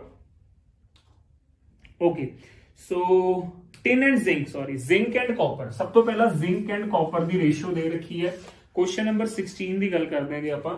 Question number 16 पहला मैं लिखूंगा जिंक है ते कॉपर है जी, ठीक है जी, फिर उन्हें की दे रखा है टिन दे रखा है एंड जिंक दे रखा है। सब तो पहला गल करिए रेशियो कितनी दे रखी है जी 4:1, इहदी दे रखी है 1:3, 4:1, ठीक है। तो मैं 4/5 यानी जिंक है जिहड़ा 80% होगा। अगर मैं फ्रैक्शन नू परसेंटेज कन्वर्ट करा, जिंक है जी। ओके, जेकर आपां गल करिए हुण जिंक इत्थे कितनी दे रखी है जी, रेशियो कितनी दे रखी है आपां नू 1:3। ਹੁਣ ਗਾਇਜ਼ ਇੱਥੇ ਆਪਾਂ ਕੀ ਕਰਾਂਗੇ ਜੀ 1:3 ਹੈ, ਸੋ ਇਹਨੂੰ ਮੈਂ ਕੀ ਲਿਖੂੰਗਾ 3/4, that is equal to 75%। Again ਮੈਂ ਜ਼ਿੰਕ ਨੂੰ ਹੀ ਇੰਪੋਰਟੈਂਸ ਦਿੱਤੀ ਹੈ, ਠੀਕ ਹੈ। ਕਿਉਂ ਇੰਪੋਰਟੈਂਸ ਜ਼ਿੰਕ ਨੂੰ ਦਿੱਤੀ ਹੈ? ਓਵਰਆਲ ਆਪਾਂ ਨੂੰ ਜ਼ਿੰਕ ਗਿਵਨ ਹੈ, ਓਵਰਆਲ ਜਿਹੜਾ ਦੇ ਰੱਖਿਆ ਆਪਾਂ ਨੂੰ 77% ਦੇ ਰੱਖਿਆ। ਤਾਂ ਜਦੋਂ ਵੀ ਓਵਰਆਲ ਗਿਵਨ ਹੁੰਦਾ ਹੈ ਤਾਂ ਮੈਂ ਐਲੀਗੇਸ਼ਨ ਹੀ ਪ੍ਰੈਫਰ ਕਰੂੰਗਾ, like this zinc and overall is this. Clear ਹੈ ਜੀ? ਸੋ ਦਿਸ ਮਾਈਨਸ ਦਿਸ ਕਿੰਨਾ ਆ ਗਿਆ ਜੀ 2। ਇਹ ਮੈਥਡ ਆਪਾਂ ਆਲਰੇਡੀ ਬਹੁਤ ਵਾਰ ਕਰਿਆ ਹੋਇਆ ਡਿਸਕਸ। ਉਰੇ ਕਿੰਨਾ ਆ ਗਿਆ 3। So guys 2:3 is the right answer. Clear ਹੈ ਜੀ? 2:3 is the right answer. Okay, question number 17 Pushpa, ages नाल चैप्टर नाल रिलेटेड है। Pushpa is twice as old as Rita was 2 year ago. कहंदा जिन्नी एज पुष्पा दी अज है ਉਹ ਦੁੱਗਣੀ ਹੈ ਜਦੋਂ ਰੀਟਾ 2 ਸਾਲ ਪਹਿਲਾਂ ਦੀ ਹੁੰਦੀ ਸੀ। if the difference between their age is 2, if the difference between their age is 2, how old is Pushpa? सो कभी भी ਇਹਦਾ क्वेश्चन आंदा गो थ्रू ऑप्शन, ठीक है जी, बहुत ही इजी क्वेश्चन है, ठीक है जी, काफी इजी क्वेश्चन है जी ये। क्वेश्चन नंबर 17 काफी इजी क्वेश्चन है जी, क्वेश्चन नंबर 17। सो एक काम करो, ऑप्शन च पहला पुष्पा दी एज ले लो जी, फिर रीटा लिख लो जी उरे, ठीक है जी, फिर रीटा लिख लो, ठीक है जी। पुष्पा जो है उन्होंने एज मैंने ऑप्शन चो चकी 6 साल, ठीक है। जे ये 6 साल दे ने ते 4 साल दे ने, 2 साल पहला ये प्रेजेंट हो गया, ये इन्हां दा प्रेजेंट हो गया, ठीक है, प्रेजेंट, ठीक है। उन्हें कहा कि दोनों की प्रेजेंट 2 साल का डिफरेंस है। 2 years ago इत्थे की लिखा मैंने 2 years ago, 2 साल पहला की उम्र। जे अज है तो 2 साल पहला ये 2 दी सी, ये किन्ने दी सी 4 दी सी। कहना जेड़ी उहदी अज दी उम्र है तो 2 साल पहला की उम्र है, उस कोई डबल दा रिलेशन हैगा? नो। तो ये ऑप्शन गलत है, ठीक है। ये ऑप्शन जिहड़ा सीगा, सॉरी ये ऑप्शन गलत है, ठीक है। हुण आपां दूसरा ऑप्शन लैने उहदे, ठीक है, दूसरा ऑप्शन लैने। मान लो पुष्पा दी प्रेजेंट है जिहड़ी वो 8 years है, तो इत्थे कितनी आ गई 6 years, 2 साल का गैप आ गया। उरे ये 2 साल पहला 4 साल दी सी जी, ये 2 साल पहला 6 year दी सी। देखो इत्थे 8 है, इत्थे कितना आ गया जी ट्वाइस, ट्वाइस आ गया ना, it mean 8 is the right answer, 8 is the right answer. Clear है जी? 8 is the right answer. Okay, so next question है जी, क्वेश्चन नंबर अपना 18 है। ओके क्वेश्चन नंबर जो है अपना 18 है 18 ਚ ਕੀ ਕਹਿ ਰਿਹਾ ਜੀ ਉਹ ਕਹਿੰਦਾ 18 ਕੁਐਸਚਨਸ ਕਹਿ ਰਿਹਾ ਜੀ ਆਪਣੇ ਕੋਲ ਕਹਿੰਦੇ ਇੱਕ ਕਾਰਟੂਨ ਹੈ ਕੰਟੇਨਿੰਗ ਅ ਡਜ਼ਨ ਮਿਰਰ ਦਾ ਮਤਲਬ ਹੁੰਦਾ 12 ਇਸ ਡ੍ਰੌਪਡ ਉਹ ਗਿਰ ਗਏ ਆਪਣੇ ਕੋਲ ਡ੍ਰੌਪ ਦਾ ਮਤਲਬ ਹੁੰਦਾ ਗਿਰ ਗਏ ਇੱਕ ਦਰਜਨ ਮਿਰਰ ਸੀਗੇ ਉਹ ਆਪਣੇ ਤੋਂ ਗਿਰ ਗਏ ਜੀ ਅੱਗੇ ਕੀ ਬੋਲ ਰਿਹਾ which of the following cannot be the ratio of the broken mirror to the unbroken mirror ਦੇਖੋ 2:1 ਠੀਕ ਹੈ ਅਗੇਨ 2:1 ਇਹਦਾ ਜਿਹੜਾ ਟੋਟਲ ਹੈ 3 ਉਹ 12 ਦਾ ਮਲਟੀਪਲ ਹੈ ਠੀਕ ਹੈ ਇਹ ਤਾਂ ਹੈਗਾ ਠੀਕ ਹੈ ਜੀ ਨੈਕਸਟ ਹੈਗਾ ਜੀ 3:1 ਅਗੇਨ 3:1 ਟੋਟਲ ਕਿੰਨਾ ਹੋ ਗਿਆ 4 ਇਹ ਵੀ 12 ਦਾ ਮਲਟੀਪਲ ਹੈਗਾ ਠੀਕ ਹੈ ਜੀ 3:2 that is equal to 5 this is not ਠੀਕ ਹੈ ਸੋ ਅਗਰ ਮੈਂ ਲਾਸਟ ਚ ਗੱਲ ਕਰਾਂ 7:5 ਅਗੇਨ ਇਹ ਤਾਂ 12 ਵੀ ਹੈ ਇਹ ਵੀ ਹੈਗਾ ਸੋ ਉਹਨੇ ਬੋਲਿਆ which cannot be the ratio means C option clear ਹੈ ਜੀ ਇਹ ਚੀਜ਼ I hope guys clear ਹੈ next question ਹੈ ਜੀ ਪਾਰਟਨਰਸ਼ਿਪ ਦਾ ਜੈਂਤ ਨੇ ਇਨਵੈਸਟ ਕੀਤਾ 6000 for the whole month ਉਸ ਤੋਂ ਬਾਅਦ ਕੌਣ ਆ ਰਿਹਾ ਜੀ ਮਧੂ ਉਹਨੇ after 6 months join ਕੀਤਾ ਓਕੇ ਜੀ ਕੁਐਸਚਨ ਨੰਬਰ 19 ਹੈ ਆਪਣੇ ਕੋਲ ਠੀਕ ਹੈ ਜੀ ਜੈਂਤ ਹੈ ਜੀ ਉਰੇ ਆਪਣੇ ਕੋਲ ਮਧੂ ਹੈ ਜੀ ਆਪਣੇ ਕੋਲ ਠੀਕ ਹੈ ਜੀ ਜੈਂਤ ਨੇ ਕਿੰਨਾ ਡਿਪੋਜ਼ਿਟ ਕੀਤਾ 6000 for 12 month ਮਧੂ ਨੇ ਕਿੰਨਾ ਸਪੈਂਡ ਕੀਤਾ ਕਿੰਨਾ 5200 for ਨਹੀਂ ਮਧੂ ਨੇ ਸਪੈਂਡ ਕੀਤਾ 4000 for rest of the 6 month ਪਹਿਲਾਂ ਆਪਾਂ ਰੇਸ਼ੋ ਕੱਢ ਲੈਂਦੇ ਹਾਂ ਜੀ 6 ਨਾਲ 6 ਕੱਢ ਗਿਆ ਯਾਨੀ 3:1 ਆ ਗਿਆ ਸੋ ਟੋਟਲ 4 ਹੈ ਪ੍ਰੋਫਿਟ ਦਾ ਪ੍ਰੋਫਿਟ ਆਲਰੇਡੀ ਗਿਵਨ ਹੈ ਜੀ ਰਾਈਟ 1 ਪਾਰਟ ਕਿੰਨਾ ਆ ਗਿਆ ਜੀ ਪਹਿਲਾਂ 1300 ਆ ਗਿਆ ਸੋ ਉਹਨੇ ਪੁੱਛਿਆ देयरफॉर ਮਧੂ ਬਾਰੇ ਹੀ ਪੁੱਛ ਰਿਹਾ ਜੀ ਸੋ ਮਧੂ ਦਾ ਪ੍ਰੋਫਿਟ ਕਿੰਨਾ ਆ ਗਿਆ 1300 rupees ਆ ਗਿਆ so what is the profit share of Madhu ਦਾ ਸ਼ੇਅਰ ਕਿੰਨਾ ਆ ਗਿਆ 300 ਬਿਕੋਜ਼ ਮਧੂ ਦਾ ਰੇਸ਼ੋ ਦਾ ਪਾਰਟ ਕੀ ਹੈ 1 ਹੈ okay so last question है जी 20th profit and loss to related है जी ये question okay so a fruit seller had some apples we don't know how many apples he had so a fruit seller had some apples ਉਸ ਤੋਂ ਬਾਅਦ ਬੋਲ ਰਿਹਾ he sell 40% it mean ਉਹਦੇ ਕੋਲ ਜੇ 40% ਆਪਾਂ ਨੇ ਸੇਲ ਕਰਤੇ ਉਹਦੇ ਕੋਲ ਕਿੰਨੇ ਨੇ he had 60% ਉਹ ਜਿਹੜੇ 60% ਨੇ ਉਹ 420 ਐਪਲਸ ਦੇ ਬਰਾਬਰ ਨੇ ਕਲੀਅਰ ਜੀ क्योंकि 40% उन्हें बेचते 1% is equal to 7 so total percentage कितनी हो जाएगी जी 700 so मैं की बोलूंगा 700 apples originally he had 700 apples originally he had उन्हें लास्ट च आएगे से ही पूछे लास्ट च उन्हें की पूछे हाँ originally he had 100% that is equal to 700 सो उम्मीद करना फ्रेंड्स ਤੁਹਾਨੂੰ ਇਹ ਸਾਰੇ 20 ਦੇ 20 क्वेश्चन समझ आए सो मिलते हैं जी नेक्स्ट मॉक टेस्ट ਦੇ ਨਾਲ थैंक यू सो मच